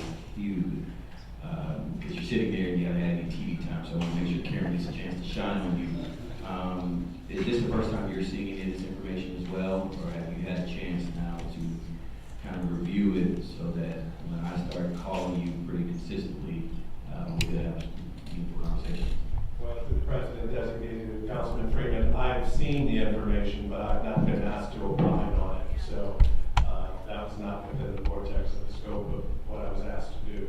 But I have sat in on meetings with them. Thank you. And through the President designate to Mr. Hughes, if you were asked to opine on it, would you have any reservations about doing so in a public space, or? I would think I would want to have a bit more time to review it, but on its face, it did seem reasonable to me, Councilman. Okay, thank you so much for that, and you thank me later for the TV time. Council President Designate White hit on one of my biggest issues as well, which was the collective bargaining piece and our first responders. And so I think you said you might send it out to all of us, but definitely interested in hearing more of how those conversations will go forward. And I'll just close with this, because now I have a floor. I feel like this is the first time now I have a floor to start with. How high the ceiling is, I don't know. This floor is really high that we're starting on. So in my play days, I always said that when the lights shine brightest is when we perform the best. But a lot of folks have realized we took batting practice and a lot of ground balls before the game started. And I feel like right now I'm just getting into the batting practice phase. So I appreciate my colleagues that have asked such amazing questions. Maybe that wisdom will come to me as we move forward, but I'm looking forward now to getting into the weeds with you all now that I have something to start with and a better shape of questions. So thank you. Mr. President, can I respond for a second? Let me make one comment. I never asked Mr. Hughes to get into the financing of the deal, which is why he did not make a presentation today. I believe his role is on all the rest of the presentations that will come after this. So he is sort of behind the eight ball on the financial part because it's really the administration of the auditor. So I just wanted to clarify that point. Did you want to say something else, Mr. Weinstein? Yes, sir. The mayor in the huddles had mentioned that she has talked to both union presidents in their support of the process of the BJP. I thought the council vice president was asking about the pension board and the pension fund. That's the one I need to get feedback for. Mr. White, would you like to comment? Yes, sir, it was a pension board, but I'll talk to Kelly and introduce myself, so I'm good there. Thank you. Okay, I have 3 speakers left, and they're all second time, so please put 3 minutes on. For Mr. Layton, do you have further questions? Yes, sir. Thank you, Council President. Thanks for clarifying. I had the same question about Mr. Hughes on whether he's going to get into the financial side, so thanks for clarifying that for me. Through the President to the auditors, another debt question. I recall last year going through the budget process, I believe we had either consultants or advisors at the credit rating agencies, and going back to how there's really 2 decisions we could make. Have we talked to anyone about if we went the all CIP route? Just because, again, the concerns I have, we have 7 measures that we self-monitor on debt. We're already projecting to go over one of them in fiscal year 26. Have we reached out to their feedback on what it would look like if we added all of that as incremental to our current CIP? If you would, Mr. President, I can answer that. We notified the rating agencies of the possibility of swapping back, and basically no concerns back from them, but they would want to discuss it when we have our regular session coming up in the next month or 2. So no immediate concern back to us. To the President, to Mr. Weinstein, to clarify, my question is have we talked about whether we put all the incremental into the CIP? In other words, if we didn't do the BJP swap, if they would have any concerns? No, but they know what's coming. They're very, very aware of the stadium, the jail, and the unions and everything else. They're very attuned to everything that we have coming. But they put everything off to our regular scheduled session. Thank you, and through the president to Ms. Taylor, just kind of summarizing everything I've written down here, just fact check me if I'm missing anything on this. So BJP swap, we avoid $600 million in debt and the associated interest down the road. We free up $25 million in our annual operating budget. Pensions are funded probably still sometime in the late 2040s, early 2050s, regardless of the track we go on. And if we do the BJP swap, we pretty much look identical as we do now to the ratings agencies. Is that all an accurate summary as far as where we get to with the BJP swap? Through the president, Councilmember Lehman, yes. Thank you. Okay, Joe Carlucci, you're recognized. All right, thank you, Mr. President, to President Mr. Weinstein. Do you know when we'll have the solution for the 175, the 175 million? That's kind of a missing piece of the puzzle right now.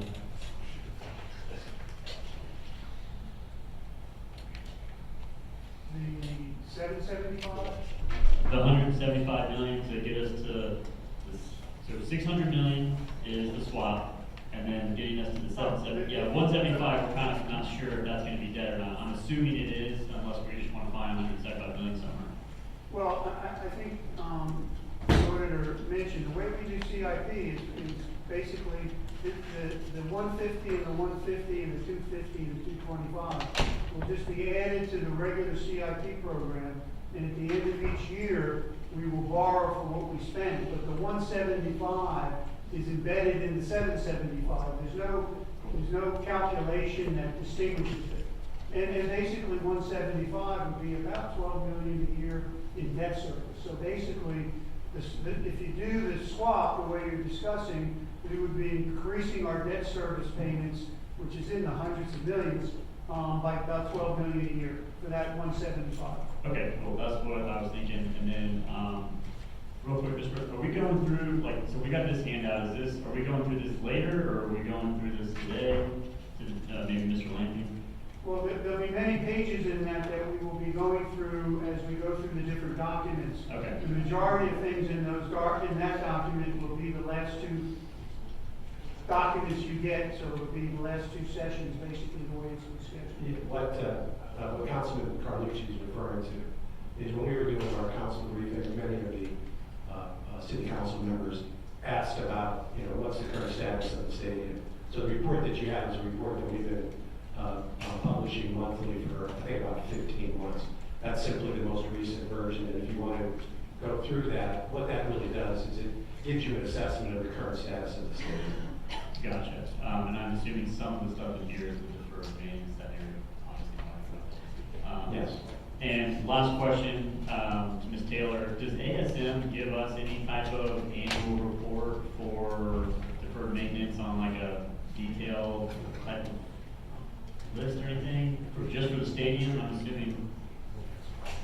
Through the president to Councilmember Carlucci, we see a list every year of what's proposed. I don't necessarily have a list of here's what was not approved and deferred, so that's a little more difficult to come up with. Okay, all right, great. Thank you, Mr. President. Mr. Arias. Mr. Councilmember Arias. Yes, sir. Thank you, Mr. President. To the auditors, I'm just curious, but what would, just being devil advocate, but what would a scenario look like if, should the stock market was crash, should we not receive as much in revenue? Have we played those scenarios out? Through the president to Councilmember Arias, two things. Yes, that can always happen, and that's where budgets, you have to look at what revenues you have coming in, what's the impact on those. But I think the biggest thing is the pension funds take into account upturns, downturns, all of that. This is keeping BJP in place until 2030, if I'm hoping to get to your question.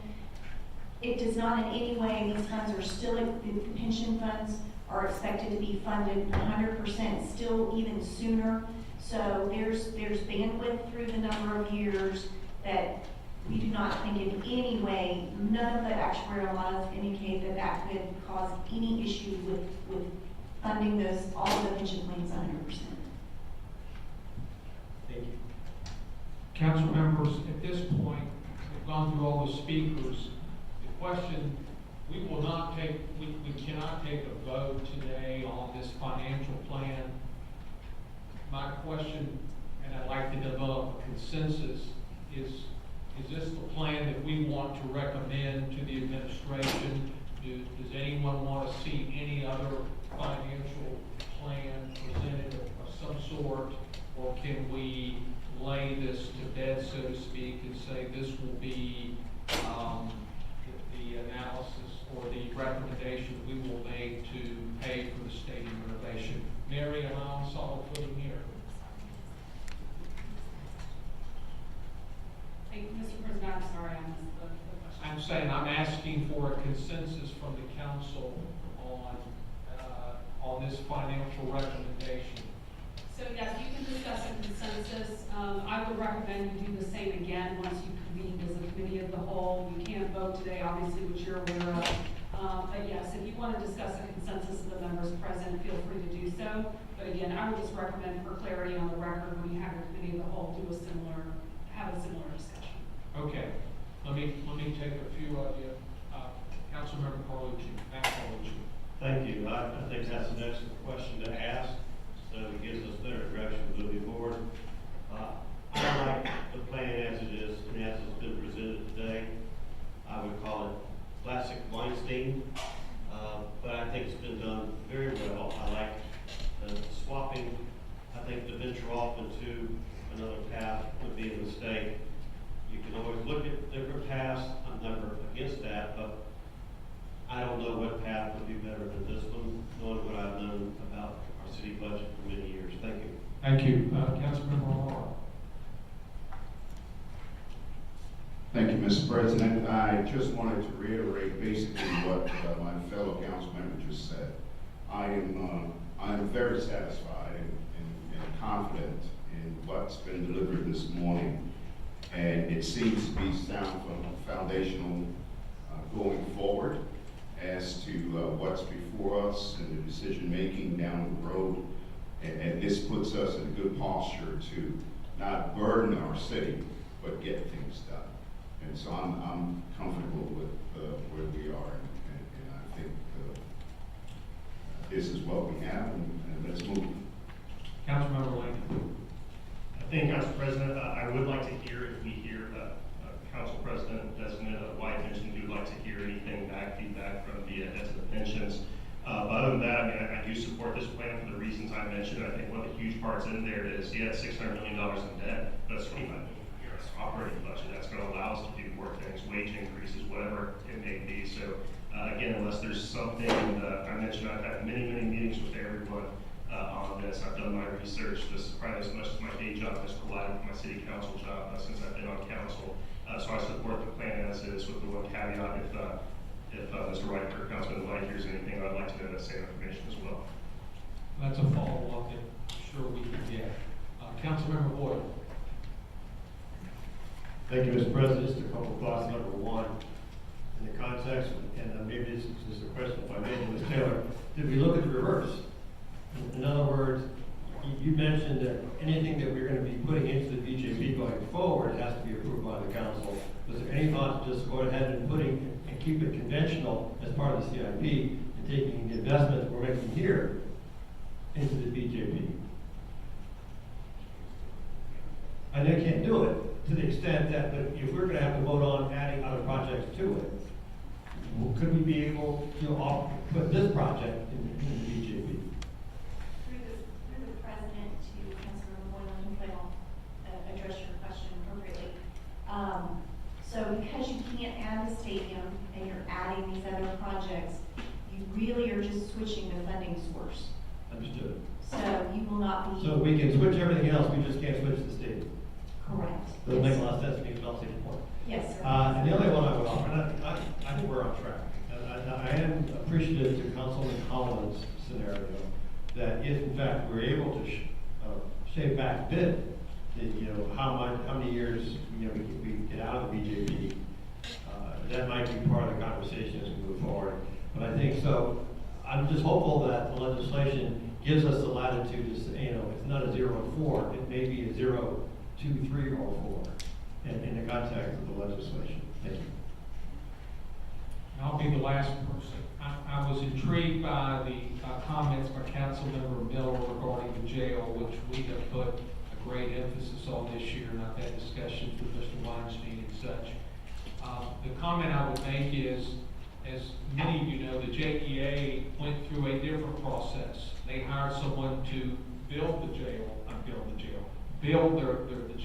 building, and they're paying a lease payment every year.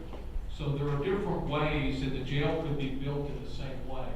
There are different, and then you're just paying something out of your operating expenses each year for that. So there are different ways to build a large capital building such as that. So, and I look forward to getting into that discussion as we move forward beyond the stadium. So at this point, I think we will move forward. I don't want to break for lunch. I think it's a little bit early, and I'd like to move forward to our next item for at least a bit of time. So why don't we start with on the team guarantee? Why don't we start with Mr. Weinstein?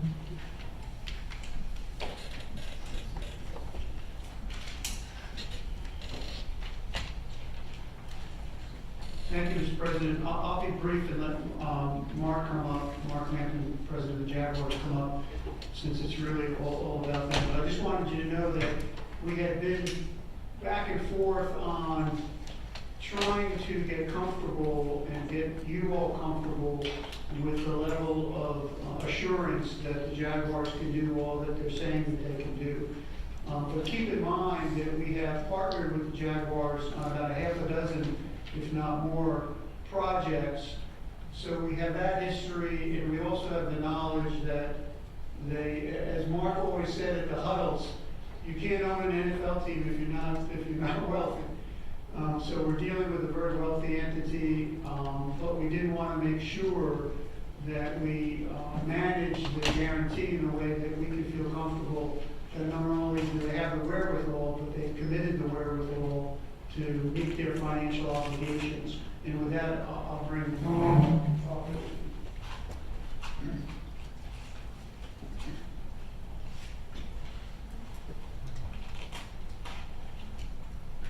Thank you very much.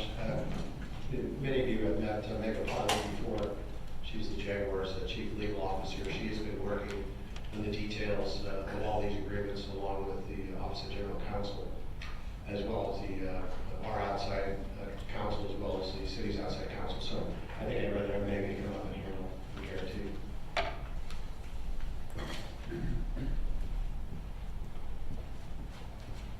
Thank you very much, and thank you for the opportunity to be here.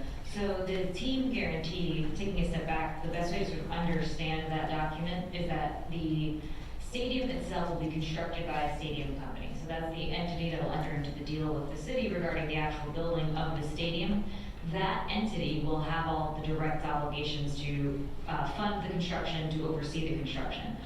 The team guarantee is an additional layer of protection. It is irrevocable, it's unconditional, and what it provides is that if our affiliate, the stadium company, does not perform its obligations, the city can then turn to the team company and say, you have to perform those obligations of the stadium company. So it's essentially a secondary level of protection so that not only is the stadium company obligated to perform its obligations under all of the definitive documents as it relates to the construction of the renovated stadium, but to the extent that it defaults, then the city has a second wealthy entity that it can go to say you have to perform those obligations of the stadium company.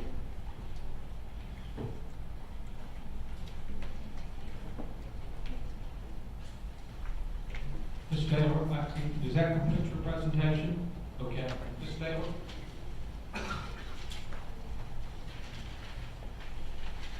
You're passing out a handout, I think. Yes, sir, Mr. President. We haven't done it, got the summary from them, so our handout that you're getting right now is focused on kind of our typical any questions we have outstanding, any comments, any concerns or recommendations related to it. Obviously, as Ms. Stavopoulos indicated, you would not be taking up amendments today, but we would roll forward these things to the committee of the whole when that time comes, but wanted to let you know based on our review of the guarantee. One question clarity, who for the city could agree to an amendment. There's language within the document that allows for that, not city council, but city. So we wanted to clarify who that would be. And we also wanted, typically what we see in agreements is it allows for technical amendments, but no amendments that would increase the city's financial obligation or limit the city's protection in any way financially. So we wanted clarification, and this was just an open item. I don't know if Mr. Weinstein wants to respond now, since I know this will be fluid discussion, or if you want me to go through all of the points at one time. I'm happy to do either way. Why don't we do them one at a time if he has a response to that? Unless he prefers to hear them all. Okay. Go ahead. Okay, we'll proceed through. And then the other thing, this is just kind of a things to keep in mind. It makes common sense, but want to make sure that council is aware. As they take on financing and potentially borrow, meaning the Jaguars, the guarantees under this agreement are subordinate, so we would not be in a senior position because there are other lenders potentially. That's not something that we recommend a change to. It's kind of how the practice would work, but we wanted to make sure that council was aware that that is in the agreements. And the city does have an ability to request an intercreditor agreement, since you do have multiple parties, and I would let Mr. Weinstein go into more of that. The main concern in recommended amendment, and I believe it will be addressed, but what we have here is there is currently not a requirement that the guarantor demonstrate their wherewithal to satisfy the guarantee. As Jack's chief legal counsel mentioned, since we do have a guarantee, we want to make sure, obviously it's the Jaguars, and we all say, well, that sounds silly. We know that he has it, but we've had a guarantee in place with the shipyards and similar type thing.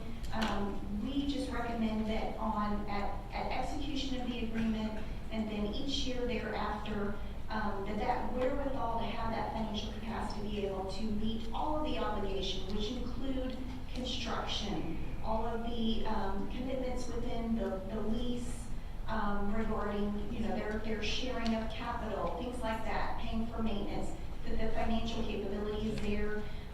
Through the Jaguars chief legal counsel, what they responded is at the bottom that, of course, the financials are private and confidential, but some sort of language potentially being worked into the agreement that a letter from the CFO can be provided at execution and each year thereafter, just indicating the team's work, so that there is that confidence that the financial ability is there. And that's really based on our review within our office, the main comments and recommendations that we have related to the guarantee. Mr. Weinstein, do you want to respond to those 3 or 4 points? Yes, sir. Yes, Mr. President. The documents will require the city to identify a city representative, as there will be a Jaguar representative, to go over different decisions that will need to be made over the coming years. As far as the amendment to this, my response to the auditors were that the city representative will be able to decide on amendments that are basically minimal, not to change any document, not to change any financial requirement. Anything of that level would have to come back to council. Basically, it's the same way we do with amendments with all of our contracts. It basically is an adjustment that doesn't affect the substance or the financial responsibilities, then it can be made, but if it comes to anything more than that, it has to come back to council. As far... Can I just, in the current lease, how is that handled? In the current lease, it's basically the same. We have I don't even know who the city rep is in the current lease. Well, that's what I was going to ask.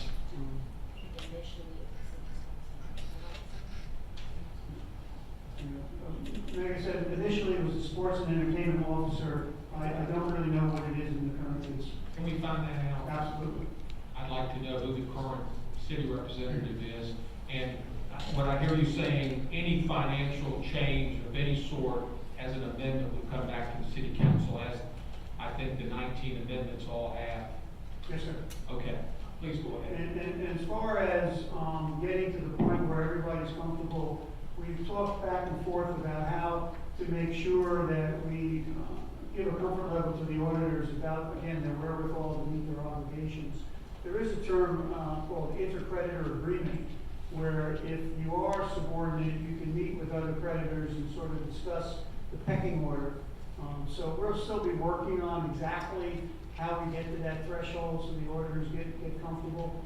But I'm sure we'll get there because we've had the same issue with each of the partnerships that we've done over the past years as to how to move forward financially.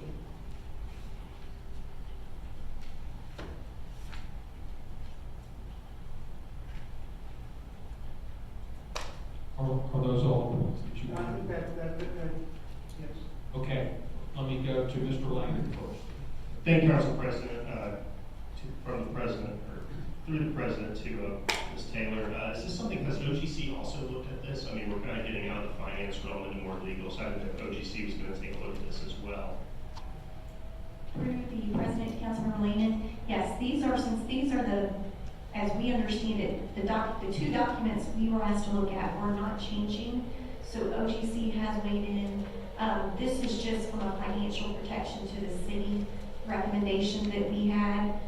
Actually on both of the items, the amendment ability where, no one but city council can change anything that impacts the financial protections or obligations. I think from what Mr. Weinstein said, that would just be agreeable to once we get to doing amendments to clarify that. And then I think we just need to guarantee, clarify on the guarantee, this demonstration of financial wherewithal. There's no language currently after OGC's review in there, and we just wanted to ensure that that is provided.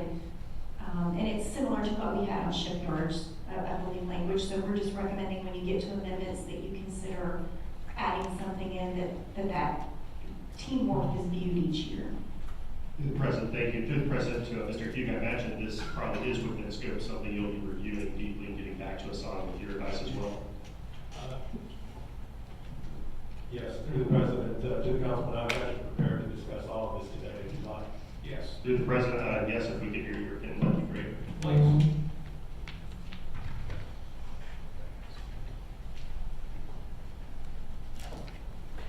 Thank you, Mr. President.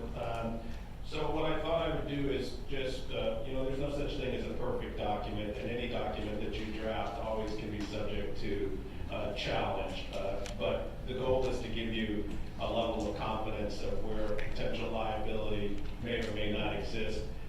One of the benefits of this agreement is the fact that in almost all the other agreements that were recently done, almost the identical language was used. So these documents, I don't want to say are cut and pasted, but in large measure, if you look at the Buffalo agreement, if you look at the Tennessee agreement, the guarantee agreements were drafted very similarly. So it does give you some confidence, at least in the fact that they've been reviewed by other markets and utilized. Having said that, you'd like to know that a guarantee is typically primary because it gives you assurances that if there is a default, and the stadium company that's being used that is holding all of the obligations on the part of the city is obviously not an entity that has the wherewithal that the Jaguars do themselves. This is also not a personal guarantee, and that does not exist in the NFL as well. So in other words, Shad Khan is not the primary guarantor. The Jacksonville Jaguars are. So I do think, to the auditor's point, it is typical in guarantee agreements that there is some type of financial reporting. You want that in the off chance that there was some insolvency or filing or bankruptcy or intent even to sell or transfer the team. Generally, some scope of that is helpful. It avoids you being blindsided, particularly when, in this case, the guarantee is partially secondary or subordinate to potential senior leaders. And that's, Mr. Weinstein said, that sometimes gets worked out in the discussion, but when you're not primary on a guarantee, it's sort of like bankruptcy, you're standing in line waiting. So the strength of your guarantee is somewhat diminished by those who stand in line ahead of you. I think that would be a consideration. I think there are some good things in the guarantee that you'd like to see. The city doesn't have to go to Stadco, which is the company that holds the development agreements. It can go directly to the Jaguars.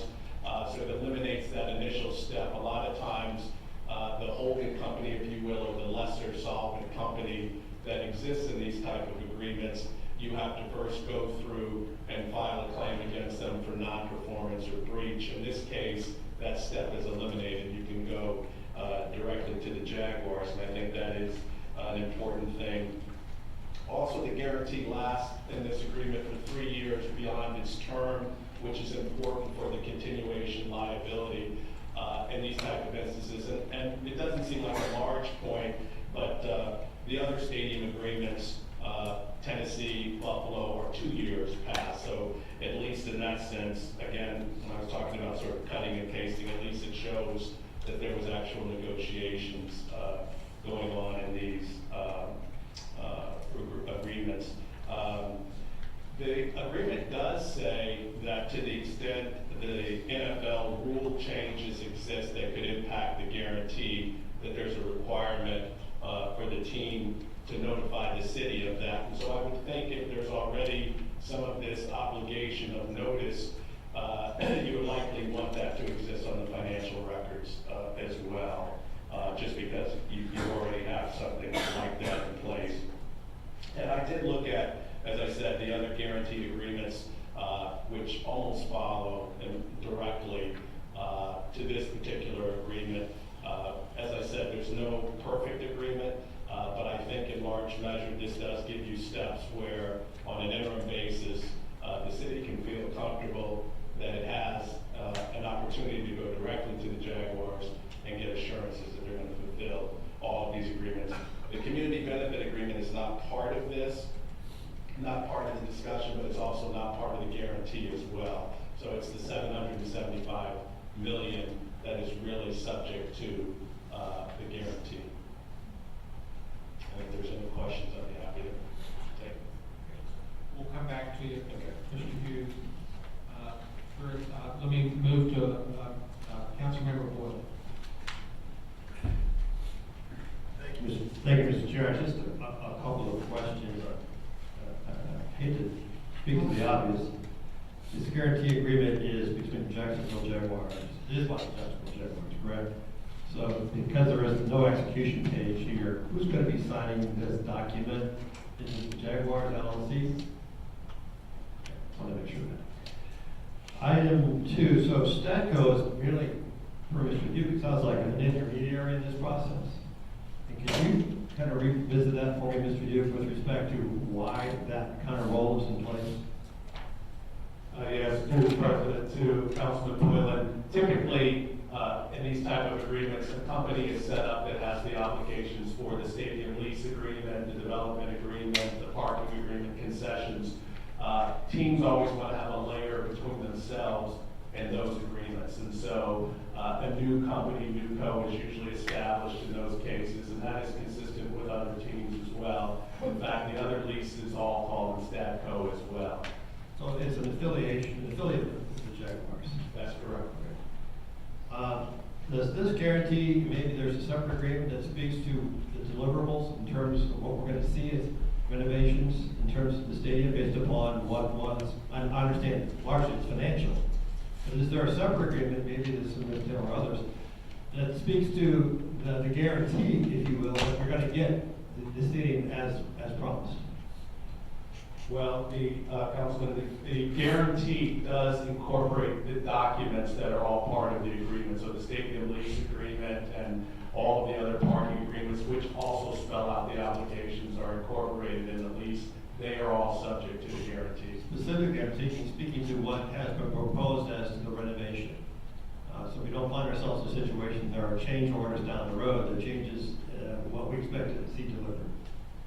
If I may, Mr. President, that Michael was talking about, the stadium development agreement and also the project program will be contained in what's filed. So basically, all the descriptions of what exactly will be built is part of the same package. I just want to make sure that was the case. There will be appendixes to this that detail all those other agreements as well as design plans, et cetera, et cetera, et cetera. Thank you. Thank you, Mr. Chairman. Thank you. Just a couple of questions. Maybe this is to Mr. Weinstein. Will there be an entity, an outside company of some sort that the city will hire, engineers, construction experts that will be monitoring the construction of the stadium all along to ensure that what is built is what should be built and what is identified to be built? Absolutely. Through council, maybe about 2 months ago, we moved some money around within the CIP for us to hire Gilbane as the company and put a $2 million cap on a contract. They've been working for quite a while with us, and they'll work until August of 28. And they are our eyes and ears on everything the Jaguars are doing, designing, architecting, building, renovation. They're basically a similar company than the Jaguars have hired. They're going to construct it. Our construction people are going to monitor what they're doing. Yes. Who do they report to? Well, right now they report to me and Public Works. Do we anticipate that continuing, that reporting mechanism, or will it change? For the time being, but ultimately the document that'll be in Public Works, the Director of Public Works, will ultimately be the responsible person for the city monitoring the construction. Okay. I've heard, and this is, got a couple of other colleagues popped up, a couple of thoughts about amendments and such, and I want to make sure if there are amendment recommendations, who's taking those, who's putting those together for action at the appropriate time. Is that clear, Mary, or? Thank you to the President. As I indicated earlier, Ms. Lemire and I are going to meet with you to talk about what your preferred process is for the amendments. Preferably, I would be involved from the perspective as council's attorney, but we would be coordinating that with certainly the council auditors and the administration. And so we would like to outline that process with you first, and then we can discuss providing that information to the group. Okay, thank you. Councilmember Gay. Thank you, Mr. President.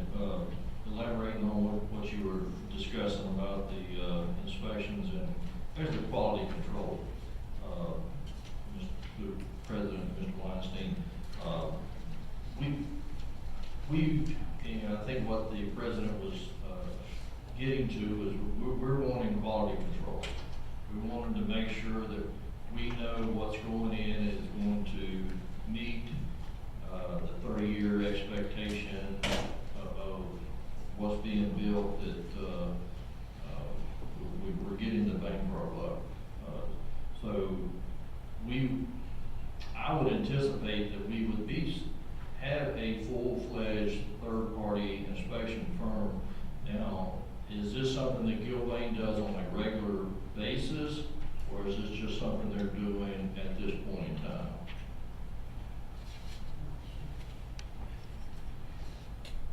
Are you referring to their expertise? I mean, I'm not sure what the question is, but basically, all the decisions that are made as far as value engineering and what's to be done and what's to be purchased are made basically together. The Jaguars recommend, and they do a lot, and Gilbane monitors and has input. Basically, they're together at the hip at this point. All the architect meetings, all the JEA meetings and what have you, Gilbane is involved in and is in. Right, but throughout the construction, when it does move forward, what is your plan for third-party quality control? Now, is this something that Gilbane is going to be brought on throughout the duration of the project? Yes, the contract with Gilbane goes to the completion of the construction. Right, so that's where we're looking at who are they going to report to, who basically, we're looking for a third-party entity that's going to give us the assurance that we don't get too much value engineering and we get a less product out there than what we anticipate. Well, those decisions will be made jointly with the city and the Jaguars that affect changing what it is we've agreed to pay for. Are you suggesting a third party in addition to Gilbane? Well, I'm not saying in addition, I'm saying a third party definitely, where it's totally reporting to the city as well. It's not basically under the umbrella of the Jaguars, it's a total separate third party. Absolutely, it's a contract that the city has specifically with Gilbane. They have no contract with the Jaguars.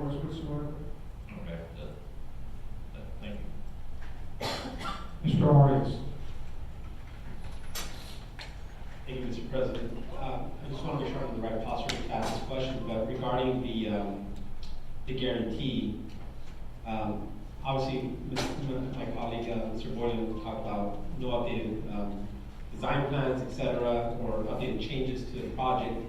And obviously, we have somebody overseeing it, but what if there are cost overruns? Are we taking that into account? And then who would be, I guess, liable for that portion of the guarantee?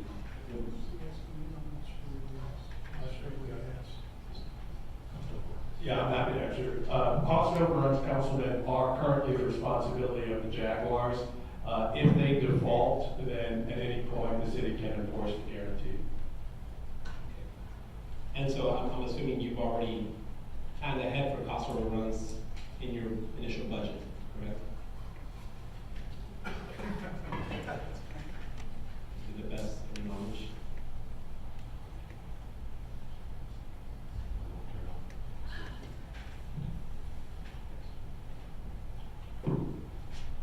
As we sit here today, the project is $13 million over budget. Hopefully, we'll be able to manage that. But one of the reasons that this agreement, we believe is balanced is that you look at what's happening in other cities, these projects generally have cost overruns. And we can talk about 55, 45, 50, 50. The real accounting of this project will be done when the project is completed. And we certainly hope that there aren't significant cost overruns. Recent projects would suggest that there may likely be some. We know we had some on the Mill Electric Center and similar to this agreement. We bore full responsibility for that also. Okay. So just to clarify just one more time, there are cost overruns where they're committed. There will be more. Absolutely, that's without a doubt, but the Jaguars will be the ones for it. Thank you. Matt Carlucci, you recognized. Thank you, Mr. President. Question to, I suppose, Mr. Weinstein, or whoever might be appropriate. To the chair, when we did Daly's Place, there were renderings that were done, and the final construction at least seemed to me to be a bit different than what was expected. Great venue, it gets used a lot. I'm not trying to be critical, just wanting to make the observation that what we see as far as the roof line and so forth of the stadium, is that what it's going to be? Thank you, Mr. President. Basically, that came up in many of the huddles that we did throughout the community. And the Jaguars were very quick to remind everybody that the documents ultimately that will be in front of you will be very specific as to what's to be built and how it's to look and what have you. And if it's not basically what it's been described and presented in pictures, then something's gone really astray, because the obligation is to build what you've seen. Okay, I figured that, I wasn't doubting it, but I just wanted to get that on the record, because I want to know what to expect, in what's yet to be brought before us. Thank you. Okay, that's the last person in the queue. What I suggest we do at this point is take a break for lunch, come back at 1, and deal with the non-relocation agreement. Okay? Thank you.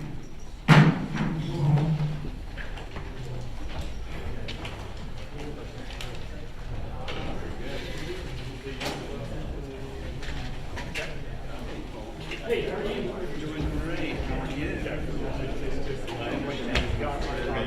Alliance has her office in the area you do.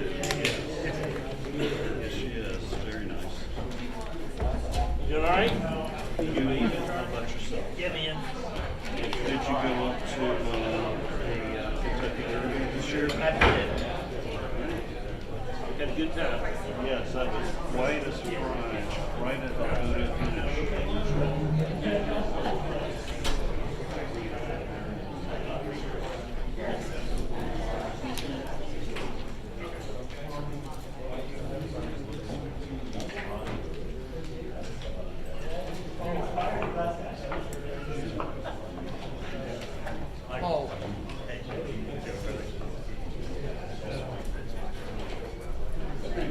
Nice to see you. I hope that you're being optimistic. Like No, you no, thought no, that I maybe said, you had. he asked me for an amount, I got it. You too. Appreciate it. All right, we'll see you later. See you later. Yeah. No, I'm right. Oh, we'll see you back. Mark, I'll see you back. Yeah, I gotta go run the stadium real quick, I'll be right back. Okay. Much better. 95%.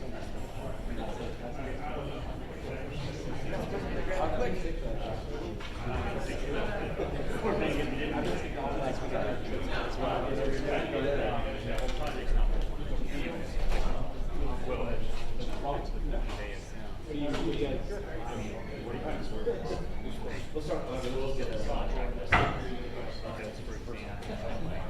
You're a big deal, right? You hired that this year. Yes. I started with girls. It's been a tough job. No, unfortunately. Not at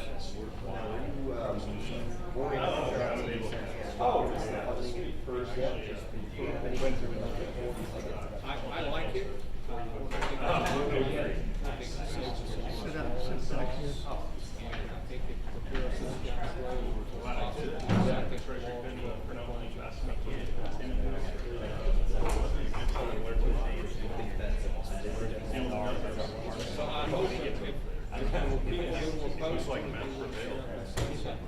Obviously, I'm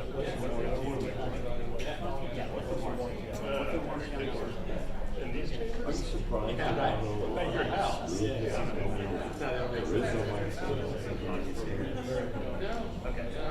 Hey, how you doing?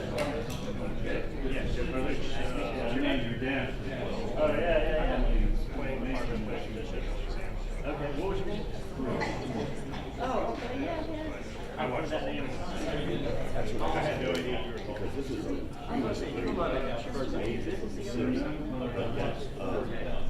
financial. Can you just give me a list of things you're not involved in? Okay. I appreciate that. I disagree with you. I'll be up there, you'll be up there with me. I would know if I see the people who.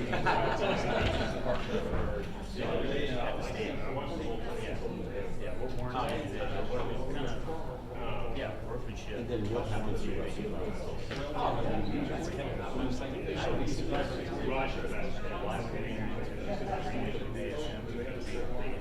Well, at least they got to see it. That's what Well, they did, yeah, they did it. They're coming back here. I don't know that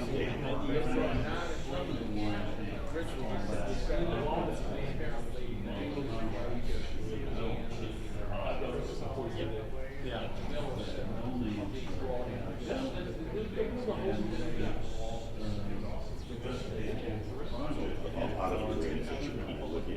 The main thing is the state, police are showing it's up to them.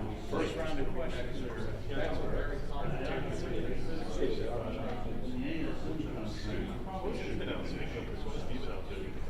Yeah. Happy with what we are. Yeah, it was it. Posted that today. Just curious.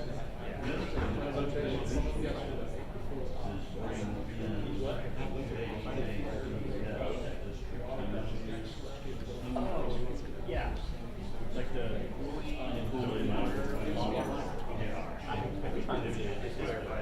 we might already have it. I think we already have it.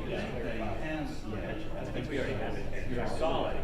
Well, keep in mind that the pension board, the monitors pension, police and fire, never anticipated that this thing was going to get into this. All their actual studies are going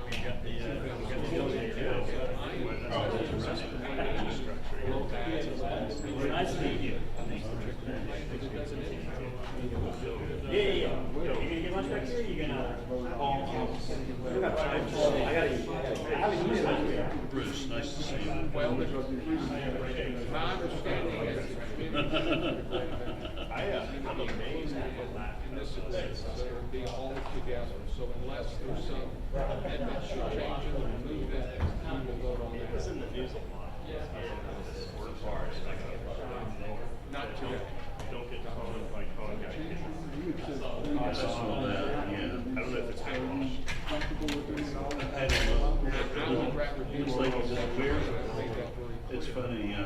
when I was seeing when Helen was talking, she uses that fund, if you were there, and those captioner types of fund, and it reminds me of a joke that Dr. Joseph told me. He said, you'll have to see which council decides to do. What you will do is take different courses, and there's not half a dozen uses. From the Jacksonville plan, so it started, we were developers, tried to do $2.2 billion plan, $1.5 billion in sales tax. Now, it sounds like True, it's absolutely. like over $2 billion. This was funded because this is what. Voters were, in sync with what voters voted on, which they said, here, if we authorize them to sales tax for a certain amount of dollars. Well, I think if you look at how we're using those dollars,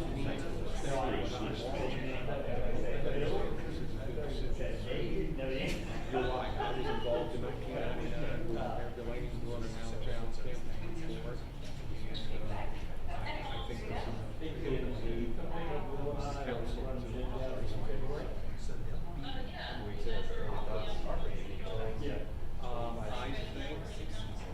we're moving towards approval of the plan. Yes, I do. Are you personally supportive? You've done a lot of research. I am. Yes, no? Yeah, on the stadium plan, I'm very supportive. I've done a lot of research on it.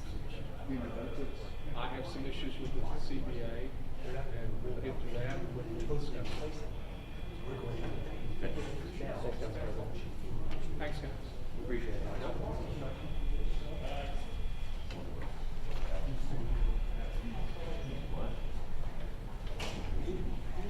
I have them sit face out and lean over the table.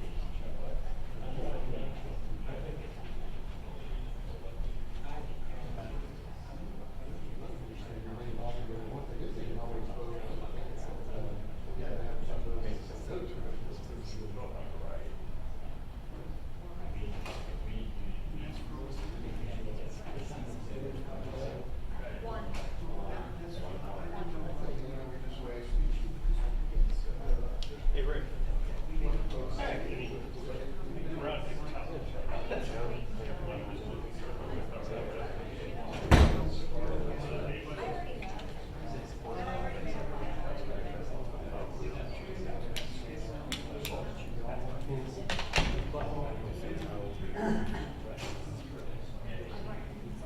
Oh, I'm gonna eat, yeah, yes. Yeah, oh, okay, all right. Just kind of feel the skeleton tomorrow? I just want to eat. I do, but I don't want to put it on camera right now. But we got a lot more meat, so let me kind of let me wrap my head around it, get my, snacks made into a nice sandwich, and then I will stay for you guys. All right? Thanks, guys. See you.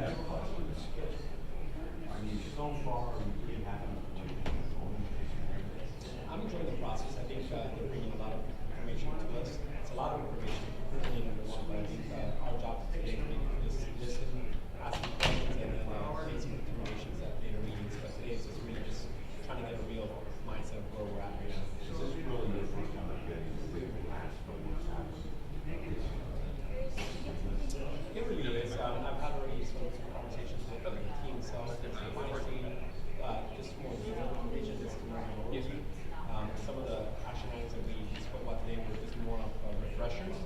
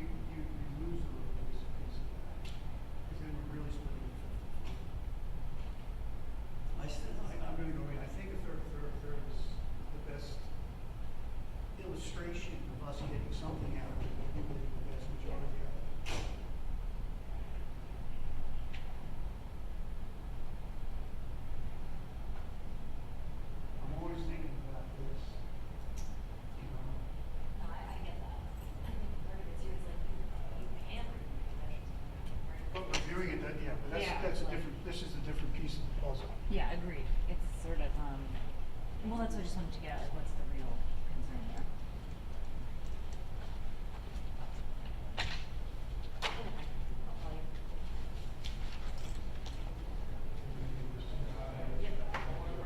We're good here right now.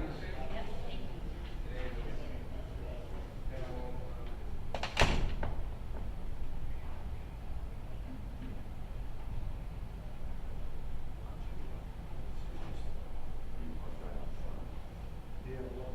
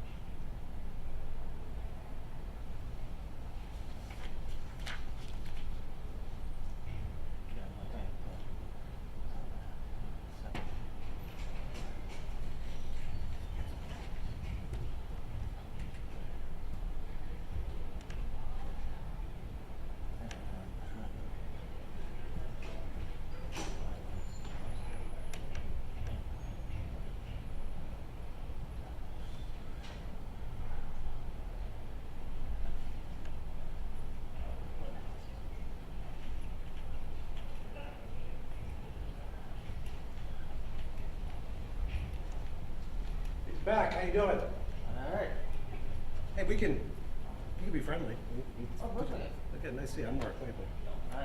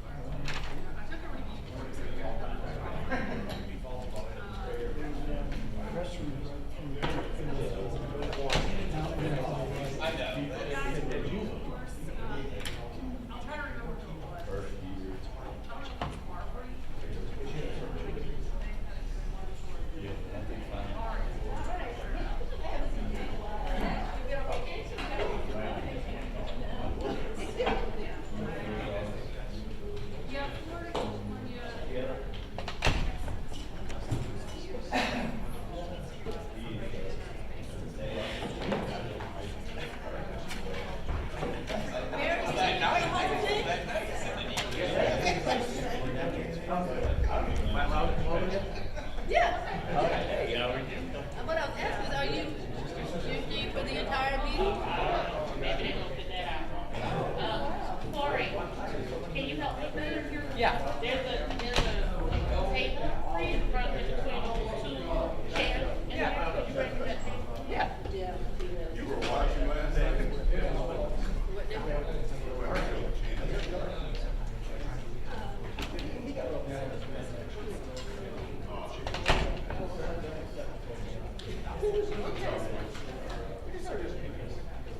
People, that's the,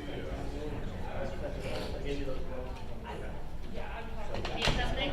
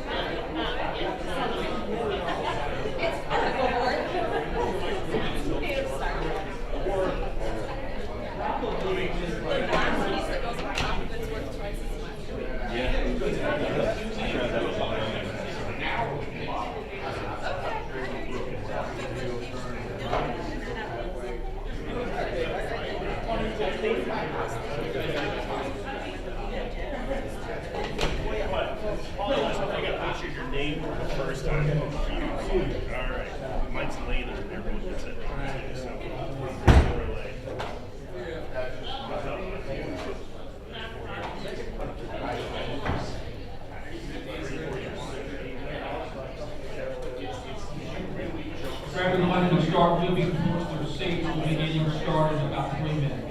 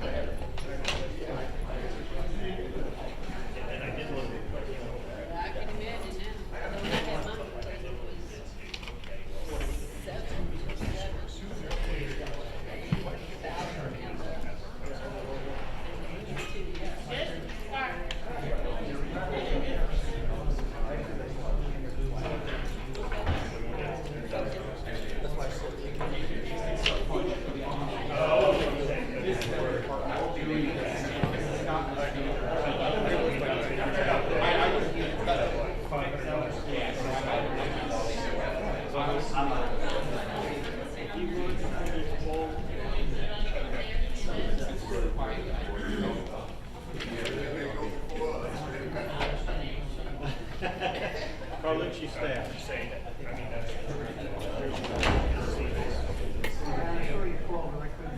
No worries. I called Darnell.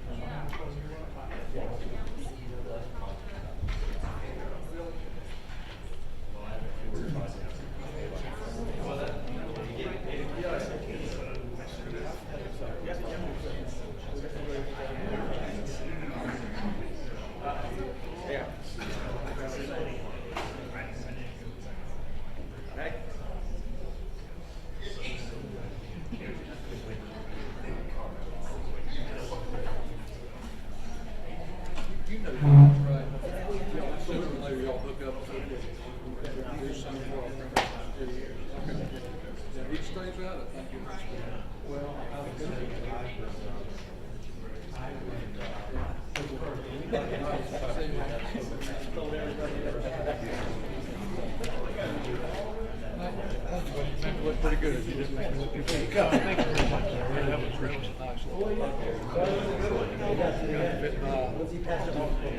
Yeah. Firefighter just continuing service. That was good. I appreciate it. Thank you.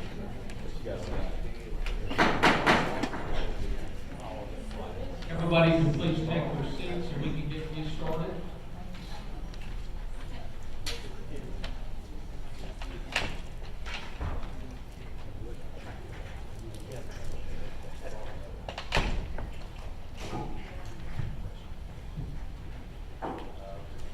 The public comment cards have been moved right in front of me near that pole. If you'd like to make public comment, if you haven't already filled out a card, please do.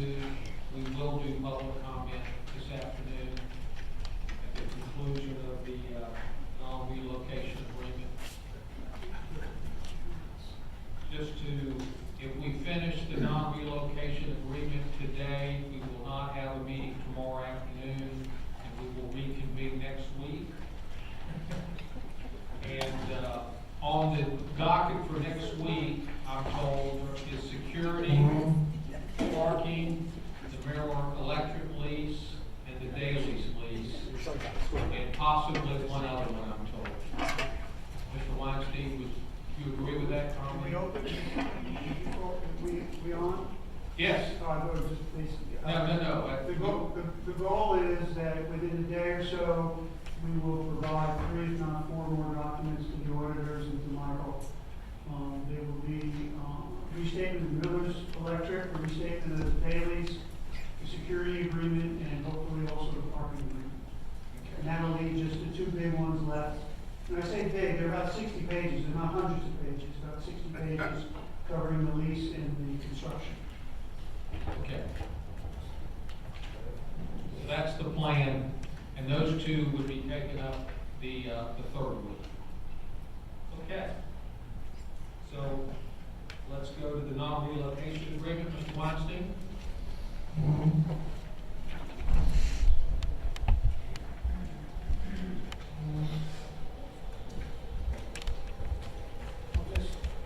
I'll just give a brief introduction, and they will come up in the Jaguars, the microphone, the auditors, and ask questions. Mike, your mic's not on. There you go. You want to get that? Again, it's Mike Weinstein, and I'll give a brief introduction, and Megan will come up and we'll answer the questions. But I want to make sure you understand that I would say, in addition, comparable to the finances, this particular document reflects a tremendous amount of time and effort and discussion over the last 8 or 9 months. It was an absolute key to the mayor. The Jaguars had their interests very specific, and we spend a tremendous amount of time on the Jaguars, where they'll be playing, if they could leave, what if they leave, all the things about that, and if they sold, and all those things are in here, and we'll be able to answer the questions, but we're very comfortable with where we ended up. As Michael had said about the guarantee, it does track to a great extent what the NFL has agreed with other teams over the last number of years, but it was absolutely a key to moving forward, and we spent a tremendous amount of time on it. With that, Mego will come on from the Jaguars.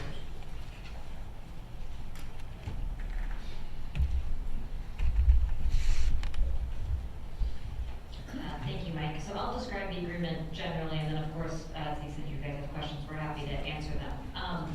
But so the city, as part of the overall stadium negotiations, negotiated specifically for new protections, none of which is currently in the existing lease. So everything that we're describing are new protections for the city as it relates to the team playing in Jacksonville. So under the standalone non-relocation agreement, the team agrees to play all of its home games in the new stadium in Jacksonville through the end of the lease term, subject to certain limited exceptions. And so the team is now committing that all of the home games will be played in Jacksonville unless there's these agreed upon reasons why we may not. One of them is that if the stadium is for whatever reason not tenantable, so we cannot play in the stadium, there's nothing in the current lease that necessarily says where we have to play. What the city negotiated is that any stadium that we play in, alternatively, to the extent that this current stadium is not available, new stadium is not available, would have to be generally within 205 miles of the existing stadium. So the thought is that if we can't play in the stadium in the future for some reason, at least we'll be reasonably close by so that this region can benefit from the games. We are also now agreeing to maintain our offices, our headquarters in Jacksonville throughout the term of the new lease. And then most importantly, the non-relocation agreement will specify the very heavy penalties should the team, for whatever reason, decide to breach its agreement to play its games in Jacksonville. And so if the Jags were to relocate during the lease term, the team has to pay back to the city in the form of stipulated damages, an amount equal to $775 million, is the city's overall financial contribution. Any principal and interest on city debt used to finance that $775, and then any amounts that have been contributed by the city to the operations fund and the CapEx fund as it relates to the stadium. So basically the city will get, if the team leaves, the penalty is that the city has to be made whole, essentially everything that's contributed to the stadium, both as it relates to its initial construction and then also as it relates to operations and capital. That amount, 100% of it will be payable, so there's no amortization until halfway through the existing lease term, and then it steps down after that. So in Buffalo and Nashville, it was either starting at 10 years or 15 years. We went for 15 years is when the amortization begins. So for the first 15 years, if the team moved, we have to pay the city back in full, inclusive of any financing costs that the city might otherwise have. The agreement does memorialize the status quo in terms of what the team's been doing in playing one game a year away. And I mentioned the piece about the alternate site, so more than happy to answer any questions that you have on that, but those are the high-level points regarding the non-relocation agreement. Mr. Hughes? You want the auditors to go first? Doesn't matter, I'm happy to go. Don't you go?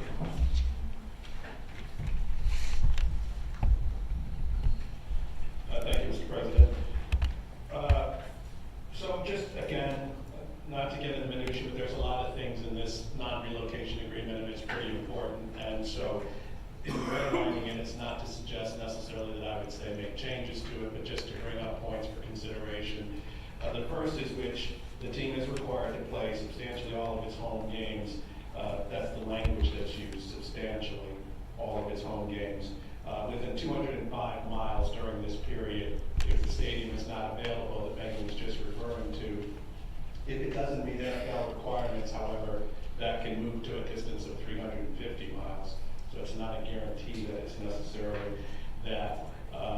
I think it would be nice perhaps to have, and I think they're already considering, some existing locations that would possibly be likely places to play. It might be good without a requirement to list those, just so that you would have an idea of what's being considered. I'm sure there's been some research into the capabilities of playing, whether it's Orlando or Gainesville or some other place like that, but just perhaps to have some inclusion there, or at least consideration versus taking the game to a location that could be substantially further away.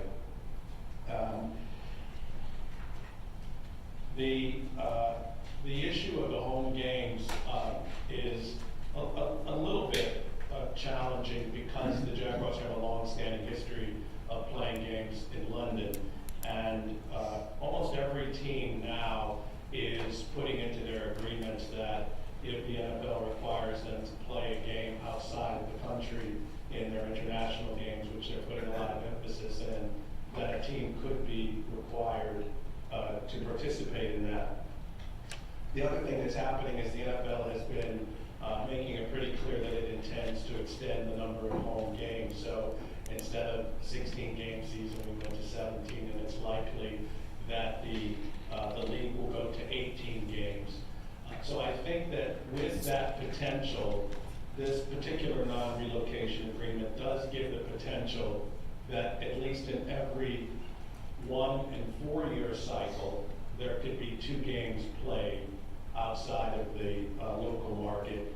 And if the NFL were to go to 18 games, in theory, in opposite years, it couldn't be in successive years, but within a 4-year period, every 2 years, the team could conceivably play 2 games, 2 home games outside of the market. Now, they would still have additional games added, so it may not replace what is the current number of games. But other markets have language like the team must play, a minimum of X percentage of its games versus leaving it open-ended. So I do think that there is the potential with 18 games, which does seem likely, that there could be the likelihood of this. The old stadium agreement wasn't exactly clear on the number of games that the team could play. In theory, they could have potentially played 2 or more games outside of the market under the old agreement, and certainly could have made a viable argument that that existed in the prior agreement. But at least under this agreement, if you accept it, you do have the potential that every 2 years with an 18-game schedule, the team could be playing 2 of those games outside of the market.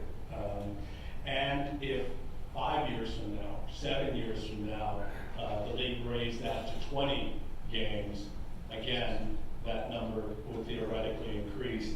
The team has agreed not to apply to try to promote themselves to play more games outside the market. But again, you could have an agreement that says, based on the number of games that are played, the team must play 50% or some percentage in the home market. The other thing you could do is put language in there that says, that the team must do something more affirmative than just not necessarily promote itself for that, only because there is a long-standing relationship to playing games outside of the market. With respect to specific performance and damages that Megan addressed, the agreement was changed, a stipulation the NFL put into the agreements that said you couldn't just keep the 100% return of money throughout the whole 30-year term of the agreement, that at some point they wanted that amount of contribution that would be repaid to the local market to start to burn off and to at some point get to 0. And so a 30-year lease, other teams have used at 10 years for some portion of it and 15 for another. But sort of what we're seeing now is at the 15-year point, the burn-off rate starts to go from 100% in year 15 down to 75%. And from year 15 down, that increment then goes down to 0. The Buffalo team, for example, those amounts of burn-off vary. Ours don't necessarily track exactly other teams. So by the time we got to say, year 25, our agreement might be down as low as 25%. Buffalo's might be at 30% or 35%. So I think each market sort of negotiates what that burn-off rate is. And what that means is that's how much the contribution is if they default at that time. So instead of your original 775 plus obligations for construction or operations or interest payments that would be due within the first 15 years of the agreement, that amount would diminish over those following successive 15 years. The Buffalo team, for example, has an agreement that says any agreement to relocate can only occur within the last 5 years of the deal. And even if there's an agreement to allow the team to relocate within that 5-year negotiation period, final 5 years, the team still cannot renegotiate or leave until after the full 30-year term. So again, you can never stop the team from defaulting, but the reality is other markets have put a little bit more strength in the language to suggest Buffalo sort of holds itself out to say, under our 30-year commitment, the team can't renegotiate a relocation till the last 5 years, and even then, it has to fulfill the first 30 years. Under the current proposal here, in theory, as long as the team paid the contribution during that burn-off period of those last 15 years, it could leave without penalty, other than the burn-off amounts that exist during that time frame.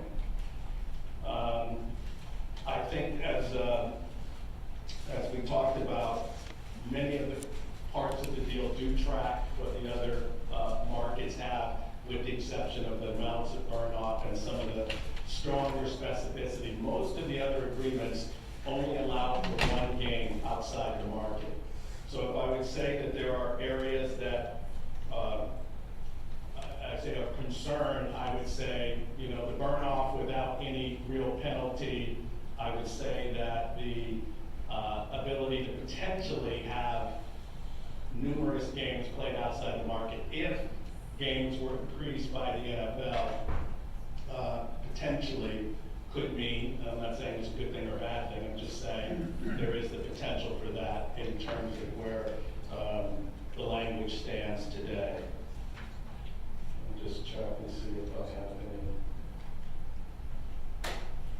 Yeah, I think those are probably the main points of the agreement.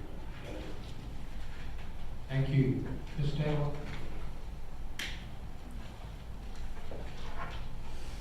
Please get into queue if you'd like to speak. Kim Taylor, City Councilmember. You have a 2-page handout before you, and Mr. Hughes hit on a lot of, just if you want to see, the second page has that schedule from the agreement that contains the burnout rates that Mr. Hughes described. So for your reference, and it mentions, he covered the liquidated damages. There's the footnote there of what it includes. Again, the 775, the interest cost and financing and other financing costs, and then any contributions to capital maintenance, et cetera, that we've done. That's part of the liquidated damages. So any questions you have, he covered, but that sheet's there for your reference. Some of ours is a little more in the weeds, and it's things that we would cover in the future committee of the whole as possible amendments to take up. But just a few outstanding questions that we had. Your first one is, who within the city would provide written approval for any facility located outside of the United States?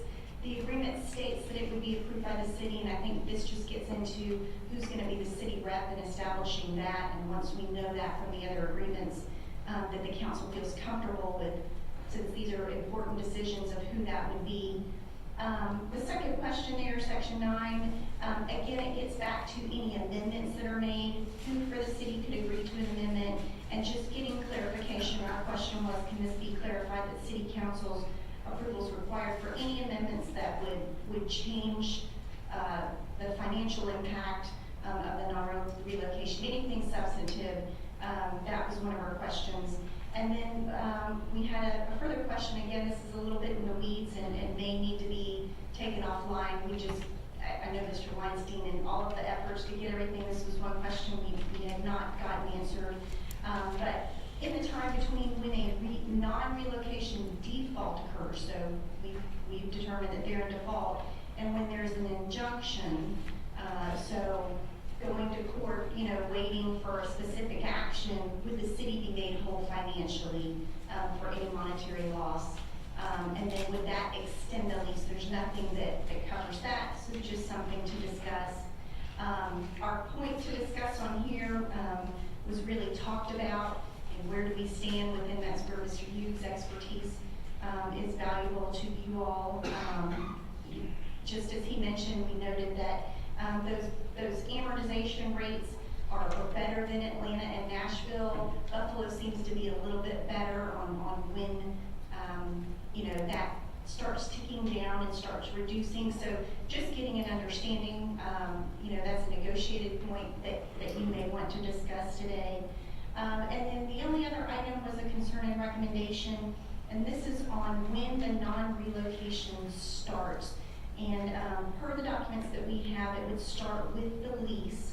And so our concern was that based on this, there is not a non-relocation in effect during construction. While again, it may seem, you know, we try to think of any scenarios, but if we had $200 million in, they decide to relocate, what happens? And in talking to the chief legal counsel for the Jags, I believe this may be addressed in the lease agreement or the construction the development agreement, and we don't have those documents yet, but certainly something to discuss. Again, under the current lease, there is no penalty in place for relocating the team. But we're just trying to ensure during construction, whatever protections are in place to protect dollars if that occurred during the middle of construction.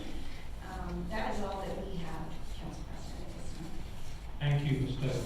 Now we go to the queue, Mr. Boyd. Thank you, Mr. Chair. Mr. Hughes, maybe Mr. Reddick wants to speak to this. I'm going to focus in on making certain, as best we possibly can, that we only lose one home game a year, regardless of the number of games played in the season. So it's dictated by the NFL.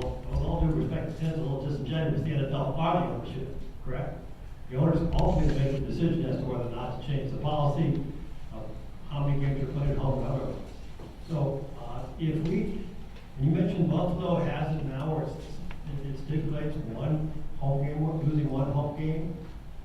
How can we get to that point? And would it help Mr. Khan if we had in our document that says we're only going to lose one home game a year, regardless of how many games are played in a given season, that he would then could not support an expansion of a second or third home game leaving the market? So that you might want to speak to that. Yeah. First of all, to my point, the ownership ultimately makes the decision on these policies, correct? Yeah, as all 32, and typically something like this would require 3/4 approval of all NFL owners. I'm sure we can't be the only market that's not happy about losing home games. I think that's probably fair. So I guess, I'm sorry, go ahead. So how do we get to ourselves to a point where we can be assured, regardless of how many games are played in a given season, that we only lose one home game? Well, all parties need to agree to that, okay? And there's different, I'll specifically answer your question, but I do want to say something. To the city's great effort, their starting point was to basically take the greatest hits from what any team has ever agreed to and give that to the Jaguars. We did not agree to that, okay? Well, what we tried to do was get a balanced agreement where there were things that were important to us that we tried to protect. There were things that were important to the city that they insisted on protecting. And there are certain things that need to be in this agreement that gives us the confidence that 75% of other NFL teams will agree that it's a good idea for the Jaguars to commit to Jacksonville for 30 years. So our current agreement, it's not just what Buffalo may have agreed to, or what Nashville may have agreed to, or what Las Vegas, because if you do that calculus, what you'll find is this non-relocation agreement is amongst one of the most robust that's been agreed to in the National Football League. We do have one unique point of this, that's as it relates to us playing one game a year outside of Jacksonville. As many have said before, our current agreement has no restrictions, okay? We have chosen only to take one game outside of Jacksonville each year, even though we had the capacity and the capability, if we chose to play more than one. That has been generally well received, not only by our fan base, but it's also been well received by business leaders in Jacksonville. And the Chamber of Commerce uses the Jaguars game each and every year as a trade mission, and the objective of that trade mission is to bring jobs back to Jacksonville, which they have done. The National Football League also looks at it in a very positive way. There are some things that Jacksonville simply can't contribute to the league because, quite honestly, we're one of the smallest markets in the league. But there are other things that we can contribute to, and our adoption of playing an annual game in London is one of the things that the league really enjoys seeing. What we talked about was basically protecting the status quo. Okay, the way it exists right now is that our practice has been to play one game a year away. But as Michael referenced, just like every other National Football League, once every 4 years we can be asked to play another game outside of Jacksonville. The league has not chosen us to do that. So you really have to look at this under a 4-year increment. So under a 4-year increment, the maximum number of games that we could possibly play, not saying that we would play, the maximum games under the 17-game schedule over a 4-year period would be a total of 5 games over that 4-year period. The one each year that would be allowed under our lease, and then the once every 4 years that we would be required to play by the National Football League. It was important to us that we maintain that flexibility. Not so much about what's happening over the next 3, 4, 5, 10 years. This is a 30-year agreement. And having some flexibility, but putting guardrails around that flexibility, guardrails that currently don't exist, we felt was a very fair decision, and the administration agreed. And at a minimum, you will always have at least 7 regular season home games every year. Mr. Chair, I'll defer my question for no, I'll wait, go ahead. Please get back. Ms. Clark Murray, your right hand.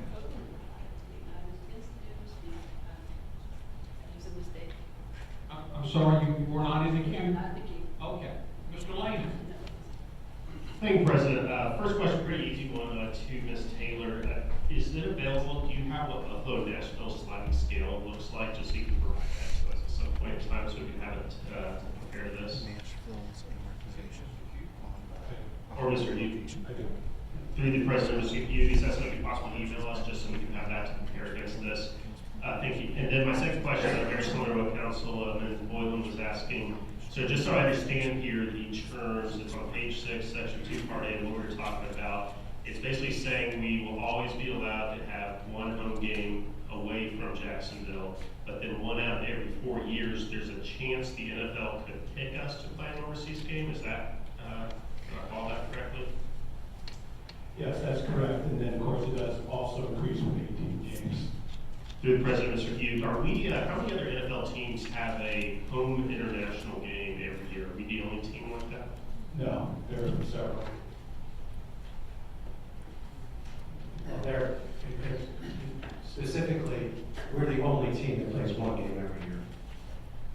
Jacksonville is unique in that respect. We have it for the last 11 years. Through the President, Mr. Lang, so we are the only team that has a dedicated international home game every year. That's correct. Okay, thank you. Just to echo what Mr. Boylan said, I mean, if there is an option, it sounds like we haven't ever been picked in the 1 out of 4 cycle, but just whatever possibility there would be, just to ensure, because I agree with you, it'd be nice to have a guarantee that we only have one home game away from Jacksonville every year, especially given the this investment we're going to have. Mr. Allen. Thank you, Mr. President. I have 2 questions. The first one's a numbers question for Ms. Taylor. The second one's a legal question for Mr. Hughes. The numbers question for Ms. Taylor is, can you give me an idea of, on the second page of your notes, you talk about the liquidated damages and what would be owed as far as the percentage. Can we talk real quick about what those numbers would be? The first part, city contribution, would be $775 million, right? The second part, you said interest and financing, and I think we talked about potentially $40 million a year in debt service. So would that be included in cumulative over the period as well? Through the President, it would be the interest and the financing cost on our debt that we issue. Okay. That's my understanding. Okay. I think through the year, once we get the other documents, it may clarify a little bit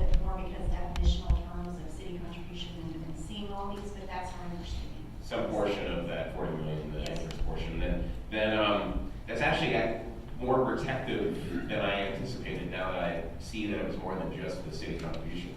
Because if you actually look at it, the percentage of public contribution, that means if the Jaguars were to relocate within year 1 to 14, they would owe the 775 million plus all the interest that we paid over the last 14 years. So it's way more than 70, unless it's decremented by amortization or anything. Through the chair to Councilmember Helen, I do want to be careful of there's language in there that says, as long as any of this is not duplicative. So I don't know where that, getting to the 775, the 150 million, if any of that will fall into your capital and maintenance, that third item there. So once we see the other documents, we'll be able to better help. Yeah, just because people might look at the schedule and say, okay, if year 15 they want to leave, it's 75% of 775. It might not be. It might be 75% of something significantly more. So there's more protection than I thought. It would be interesting to see a hypothetical schedule on that, and that'd be difficult for you to calculate, I'm sure, just with interest. But it would be interesting to see that, because I think that I wasn't anticipating that there's more protection than 775. So that's one question. The second was a legal question for Mr. Goop. This is kind of in the weeds, but there's an element of this non-compete, section 3B, that refers to the team shall not, 1, apply to the NFL or otherwise seek approval to play any home games elsewhere, 2, relocate, transfer, and move the team, or 3, enter in any contract or agreement to sell, assign, or otherwise transfer the team to a person who, to team code's knowledge, intends to relocate, transfer, or what have you. So that's it. There's a knowledge qualifier there in the legal language. Should we be concerned about that it's team code's knowledge and not a specific individual's knowledge within team code? Because it's easy to prove there's no knowledge if someone, I'm not saying that would be a nefarious intent of the Jags at all, but just from looking at a contractual basis, does that need to be tightened up a little bit, or are you okay with team code's knowledge with respect to potentially assigning? Yeah, Councilman, through the President, that's always the challenging piece, knowledge, because when you try to define it in legal documents and put whether someone knew or should have known and what the requirement of known, it gets dicey. The more you try to specify it and parse it, it sometimes gets unraveled. But it wouldn't hurt to make it clear that just putting definitive language, in no event can the team enter into an agreement with a person that it reasonably should have known would have relocated the team. Something like that is probably the best protection. Okay, thank you. That's it, Mr. President. Thank you. Mr. Gadd. Thank you, Mr. Chair. To the chair, to the president, to Mr. Hugh. Just simple observation. In the play in the game away in London, why does it go against our home games, and should it not be taken away from one of our away games? It basically seems like it penalizes the city when there's all this opportunity for away games. So logically, just looking at it, is one question I get asked all the time, and it really doesn't, just logically looking at it, doesn't make any sense that we're giving up all this and we're still doing away games.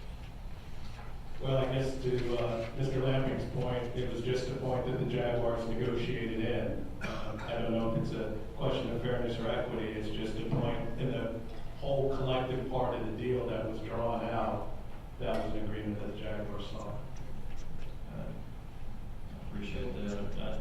I'd like to see if that could have some kind of reconsideration to where the away game is what's in the compilation of in the schedule, and not us having to give up our home game. Mr. Arias. Thank you, Mr. President. On the same topic of the away games, I for one don't have an issue with having one home game being away. I think it just adds value to our team overseas, having a home field to our team over there. It makes the fans feel like they're more invested with our team. However, I do have an issue with having additional home games being played over there. I do understand the 4-year cycle. So my question to you, whoever could answer this, is who determines what team will be in that 4-year cycle?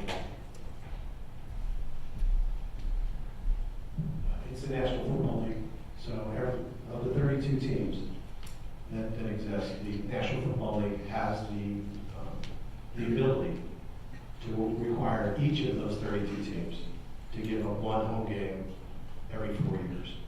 That doesn't mean all 32 teams are going to be selected. We haven't been selected yet. And I think one of the reasons we haven't been selected is because we are already playing one game a year.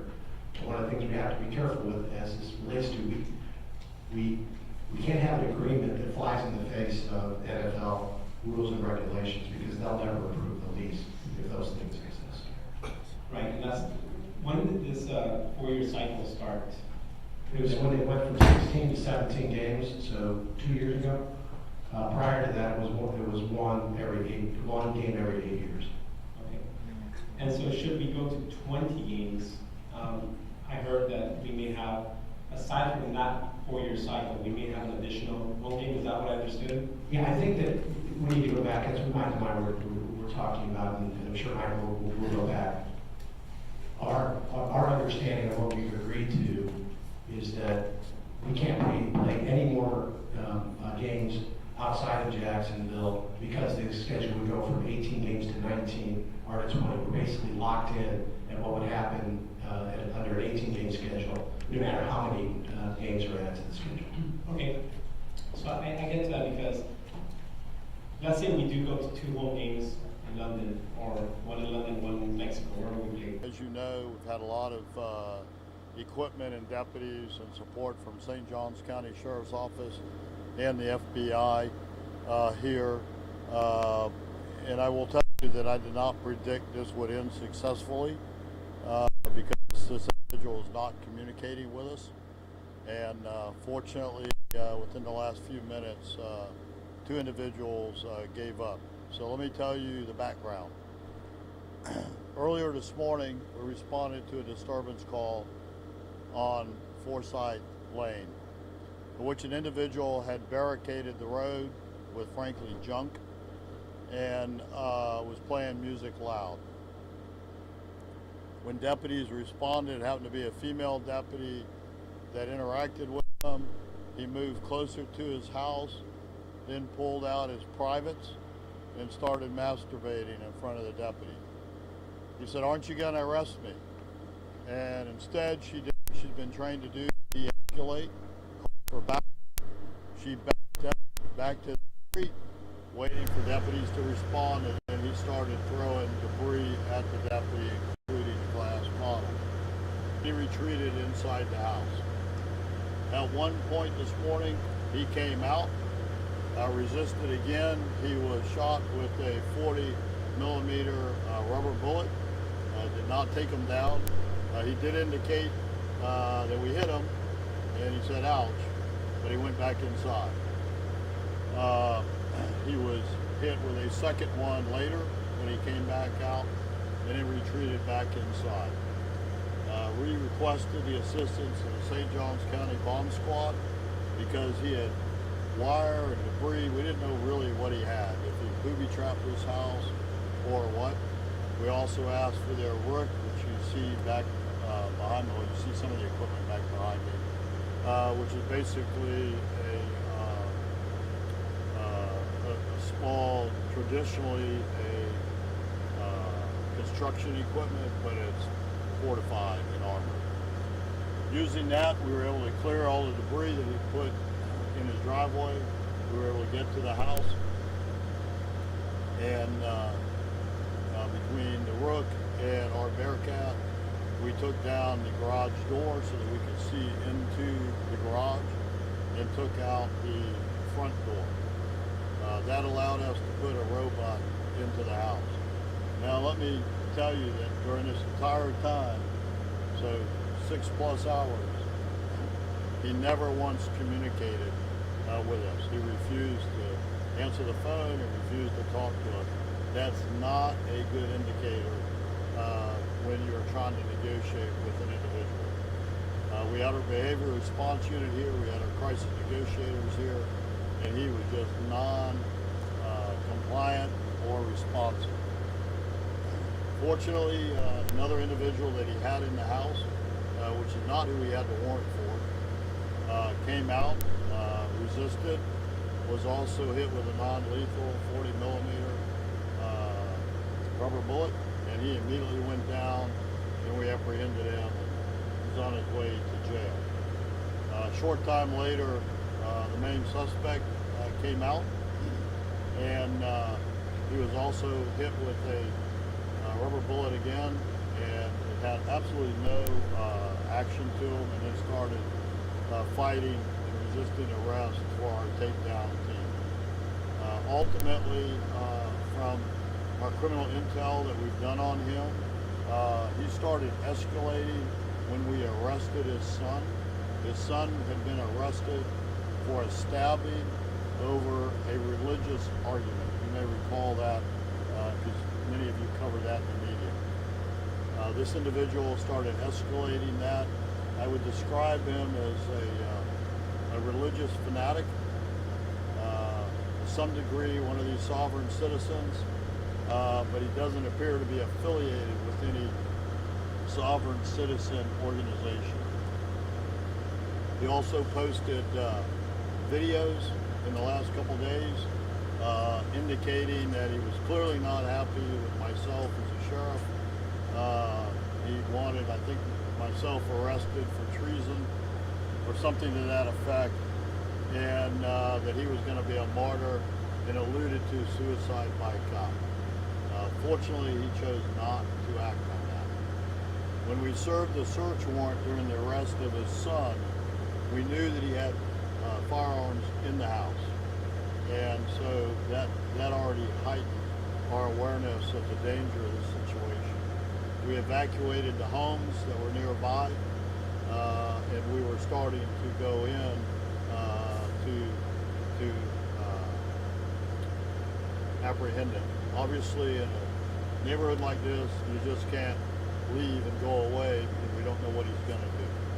He claimed that he had military background. He claimed he has law enforcement background. We're still trying to verify all of that.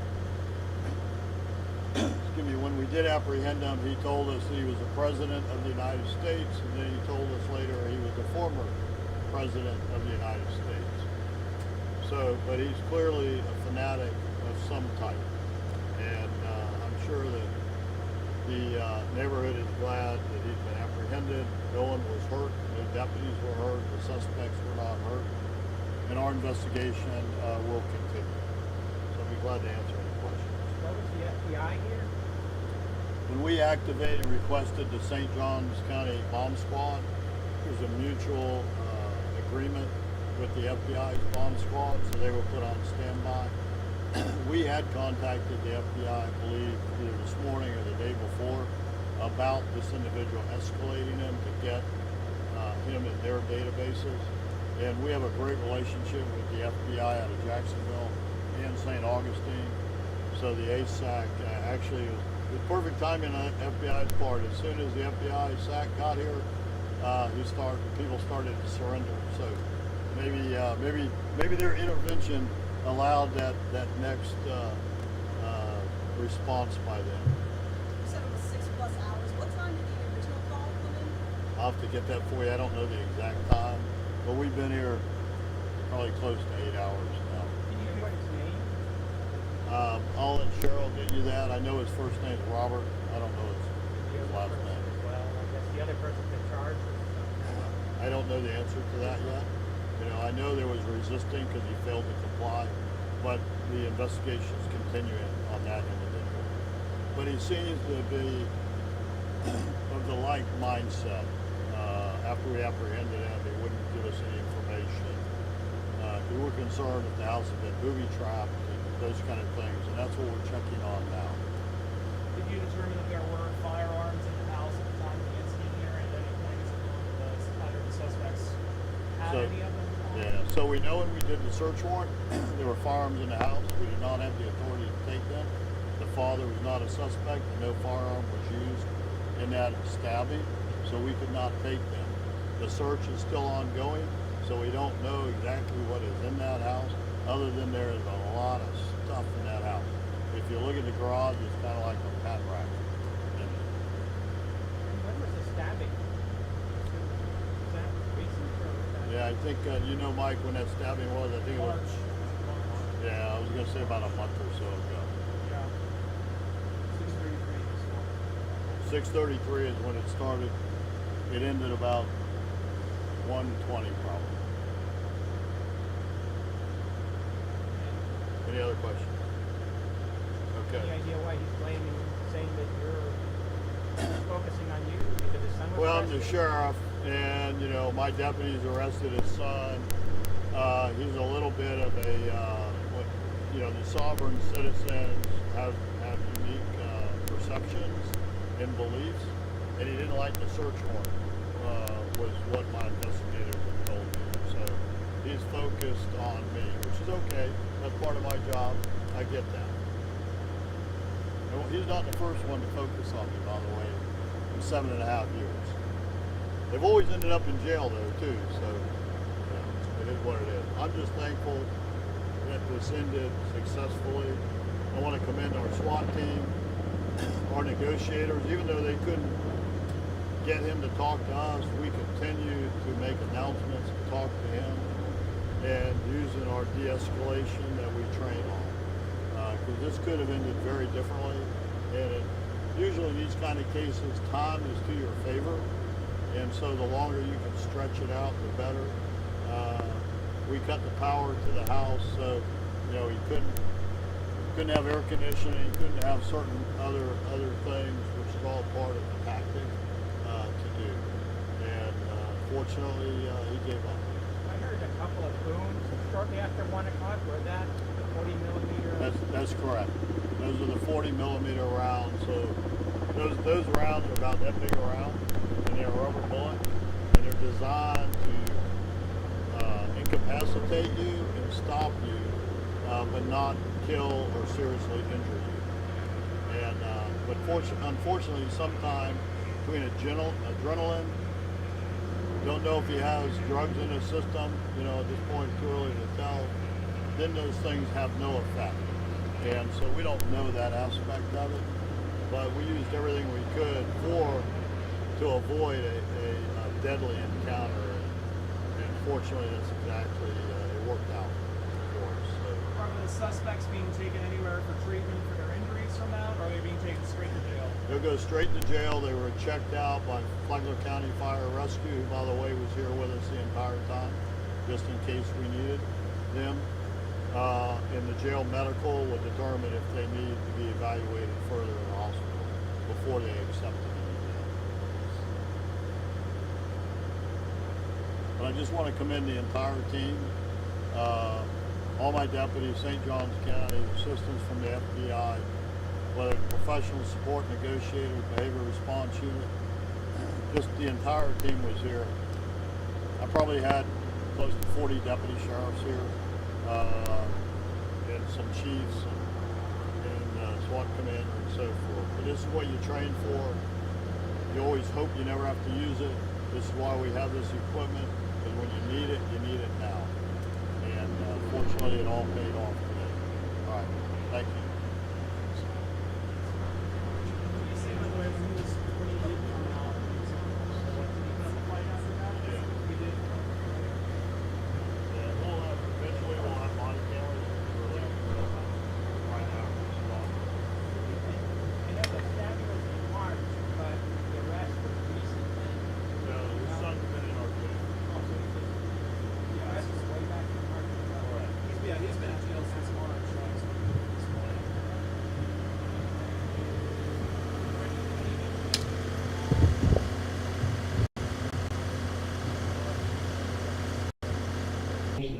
Of the agreement, and obviously those are things we can deal with. If it is something that is a material change to the economics of what we negotiated, then we probably have to think a little harder about that. Again, I don't know exactly. No, I completely, your response is fair. I understand your response. I guess it's more to Mr. Weinstein, is when you all go back to the drawing board to add, subtract based off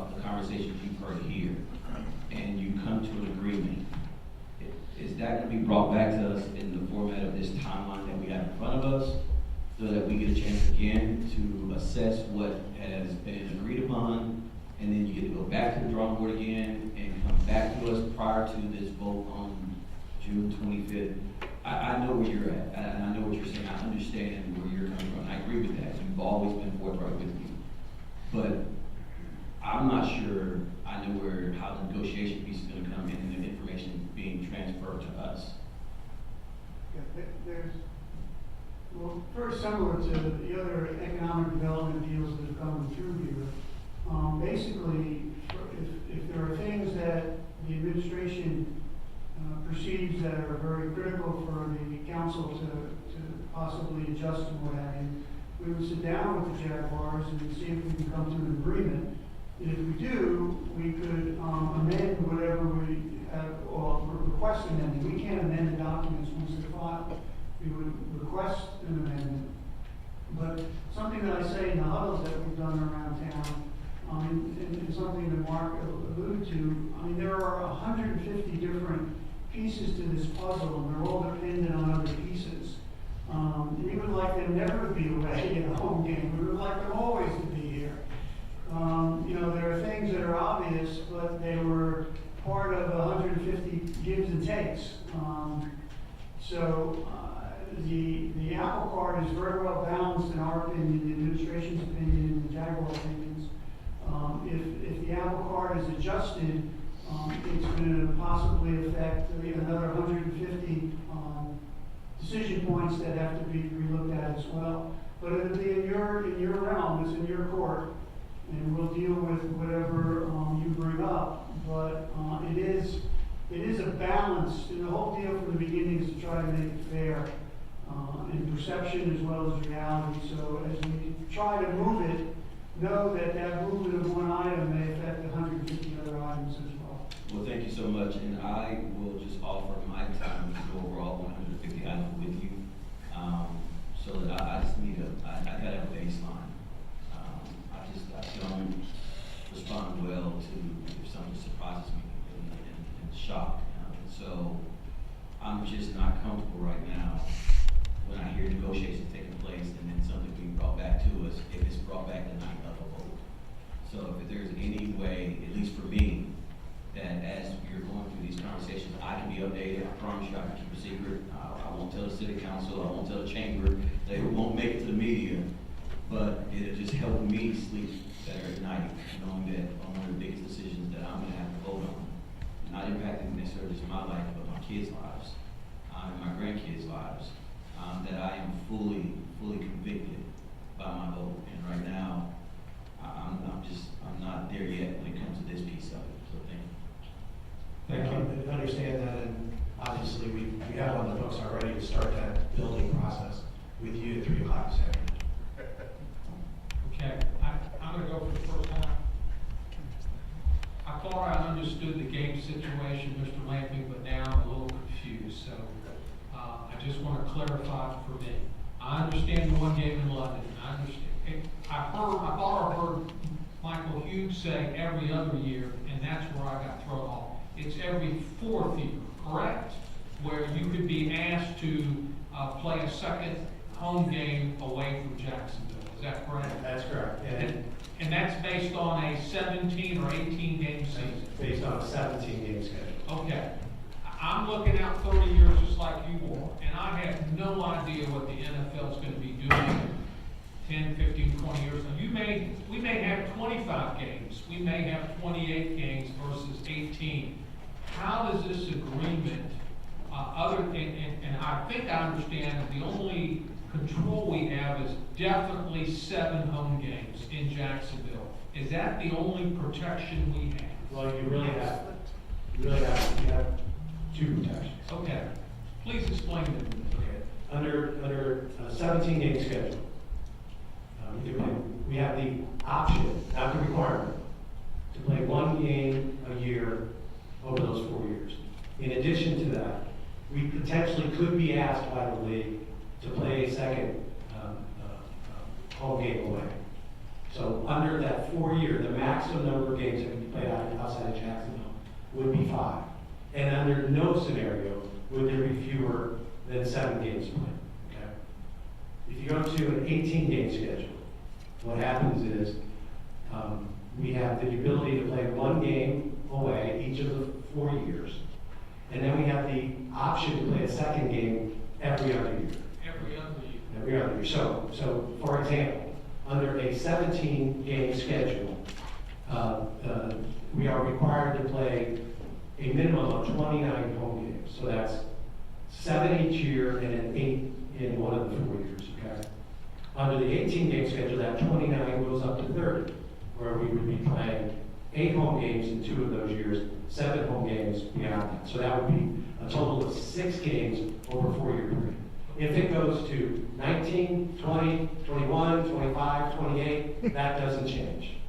So under no scenario would we be able, under a 4-year period, no matter how many games are being played, for us to play more than 6 games in any 4-year period. And that's the option, not the requirement. Is that in the lease that no matter how many games the NFL goes to, that scenario is built in? Megan, you're nodding your head yes. Mr. Weinstein, do y'all agree with that? I think it could be potentially a little stronger. It does say 18 or more games, but I think I feel more comfortable that it said regardless of every 4-year period.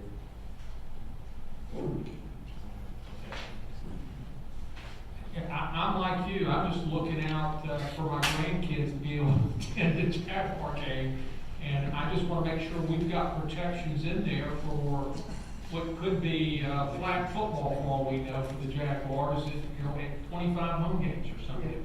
You may have a roster of 90 people versus 53. We really flipped it so that there was a maximum that they could be away. I mean, we totally turned it around to make sure that they couldn't, as the league grows, take more away.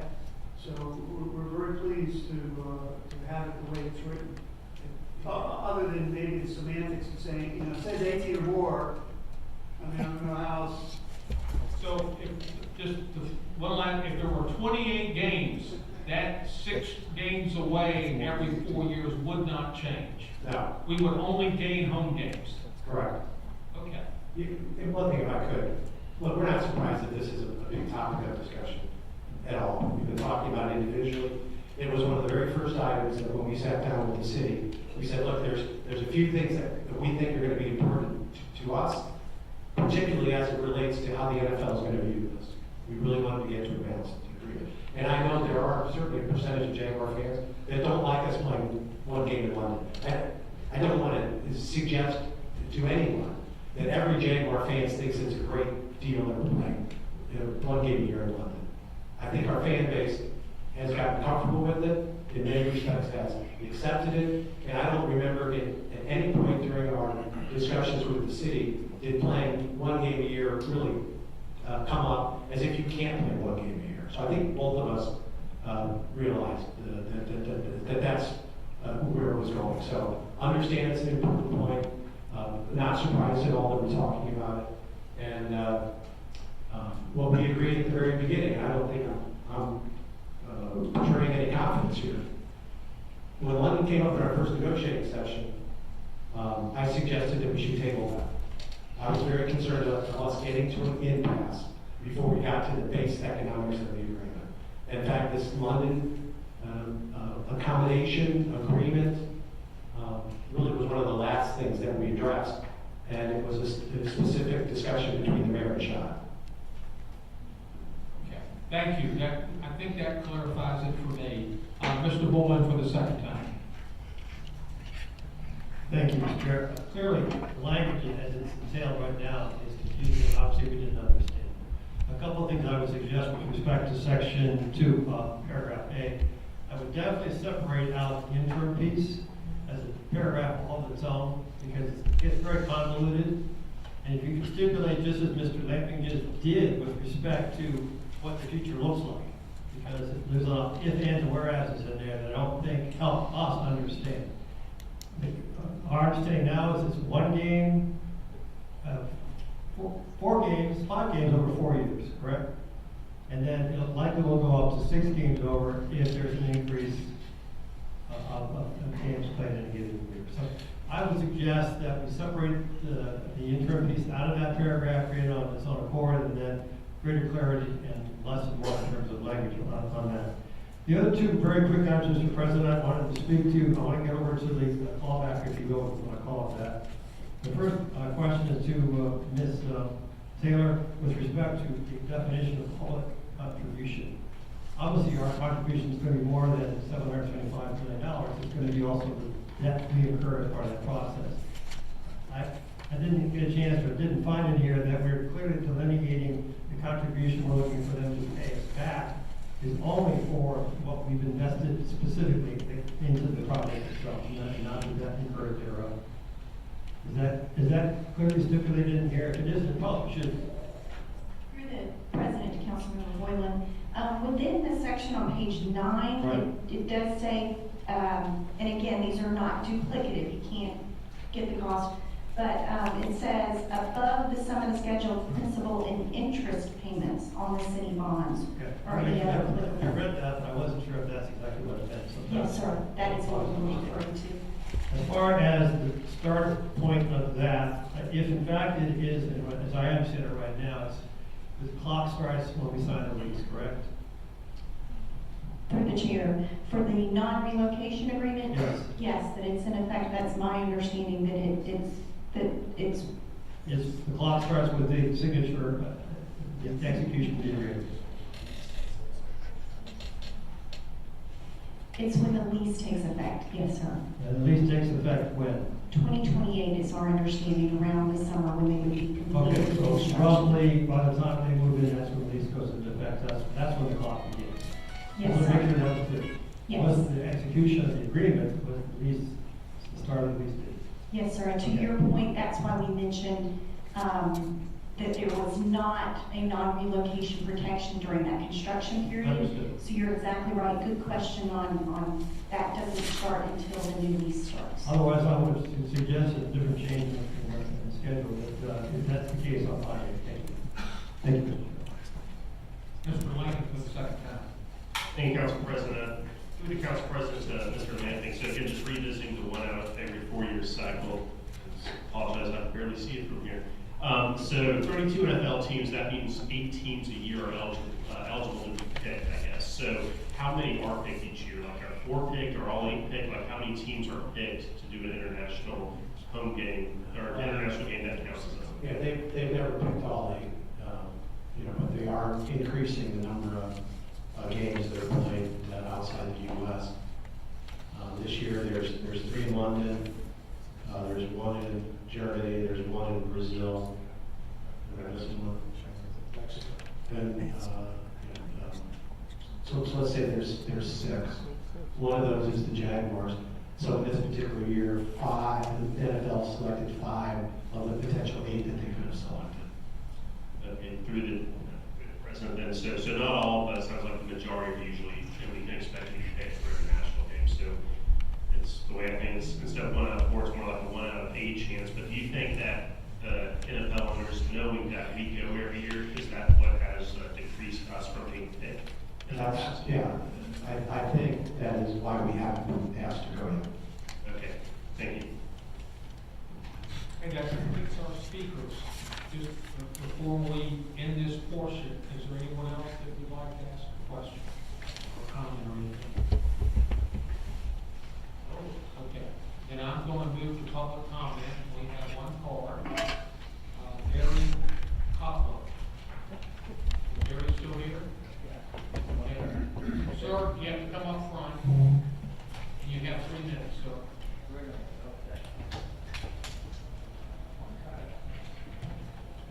A lot of participation. My name is Eric Clark, I'm 3022 Lowell Ave.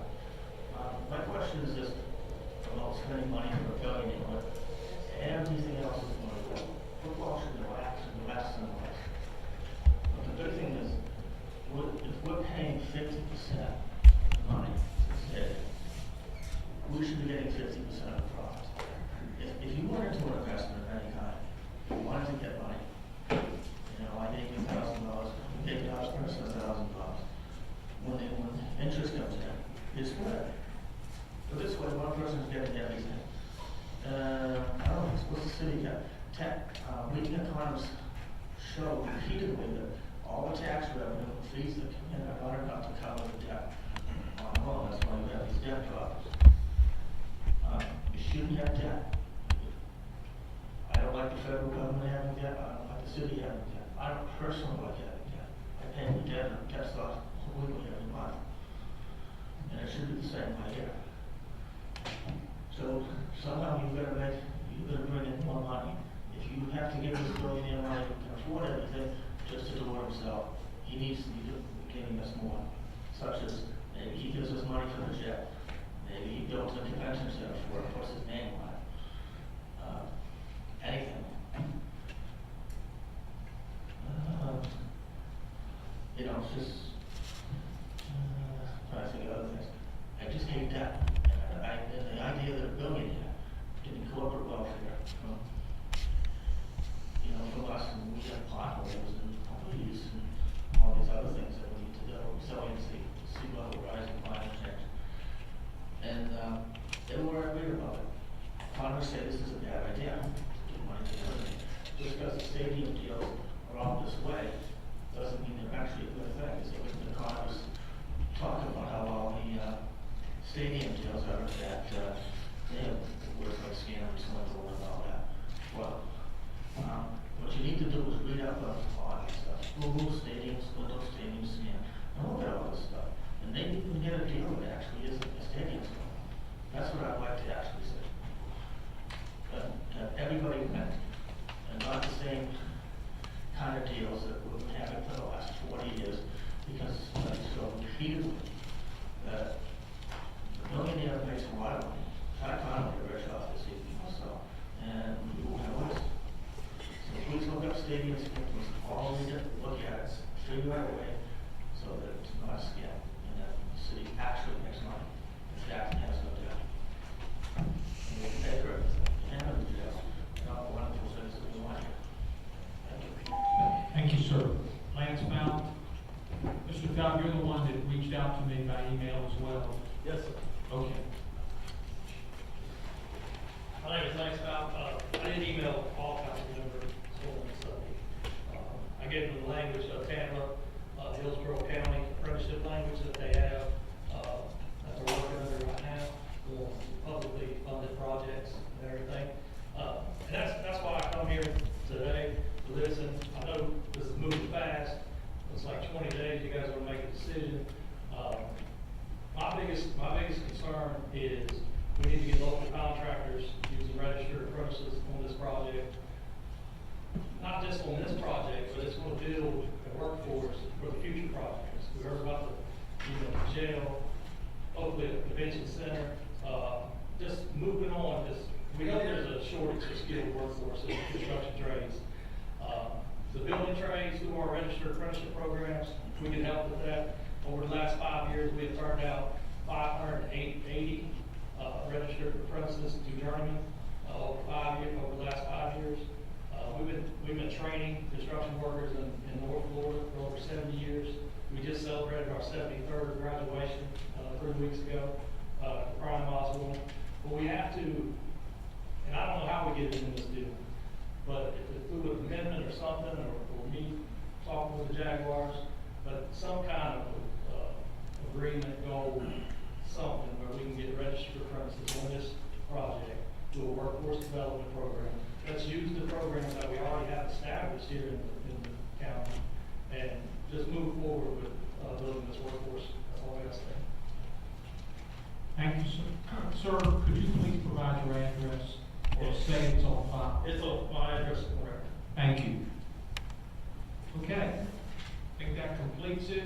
As I indicated earlier, we hope to have the other 4 deals emailed out by Thursday, Friday, correct? That's the goal. Well, they have to have them before the weekend, or else it's difficult to review them. And we'll reconvene next Thursday at 10 a.m. Okay, we're adjourned. Thanks.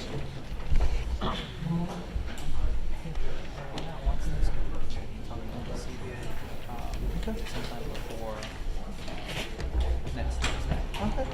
Maybe a Friday available.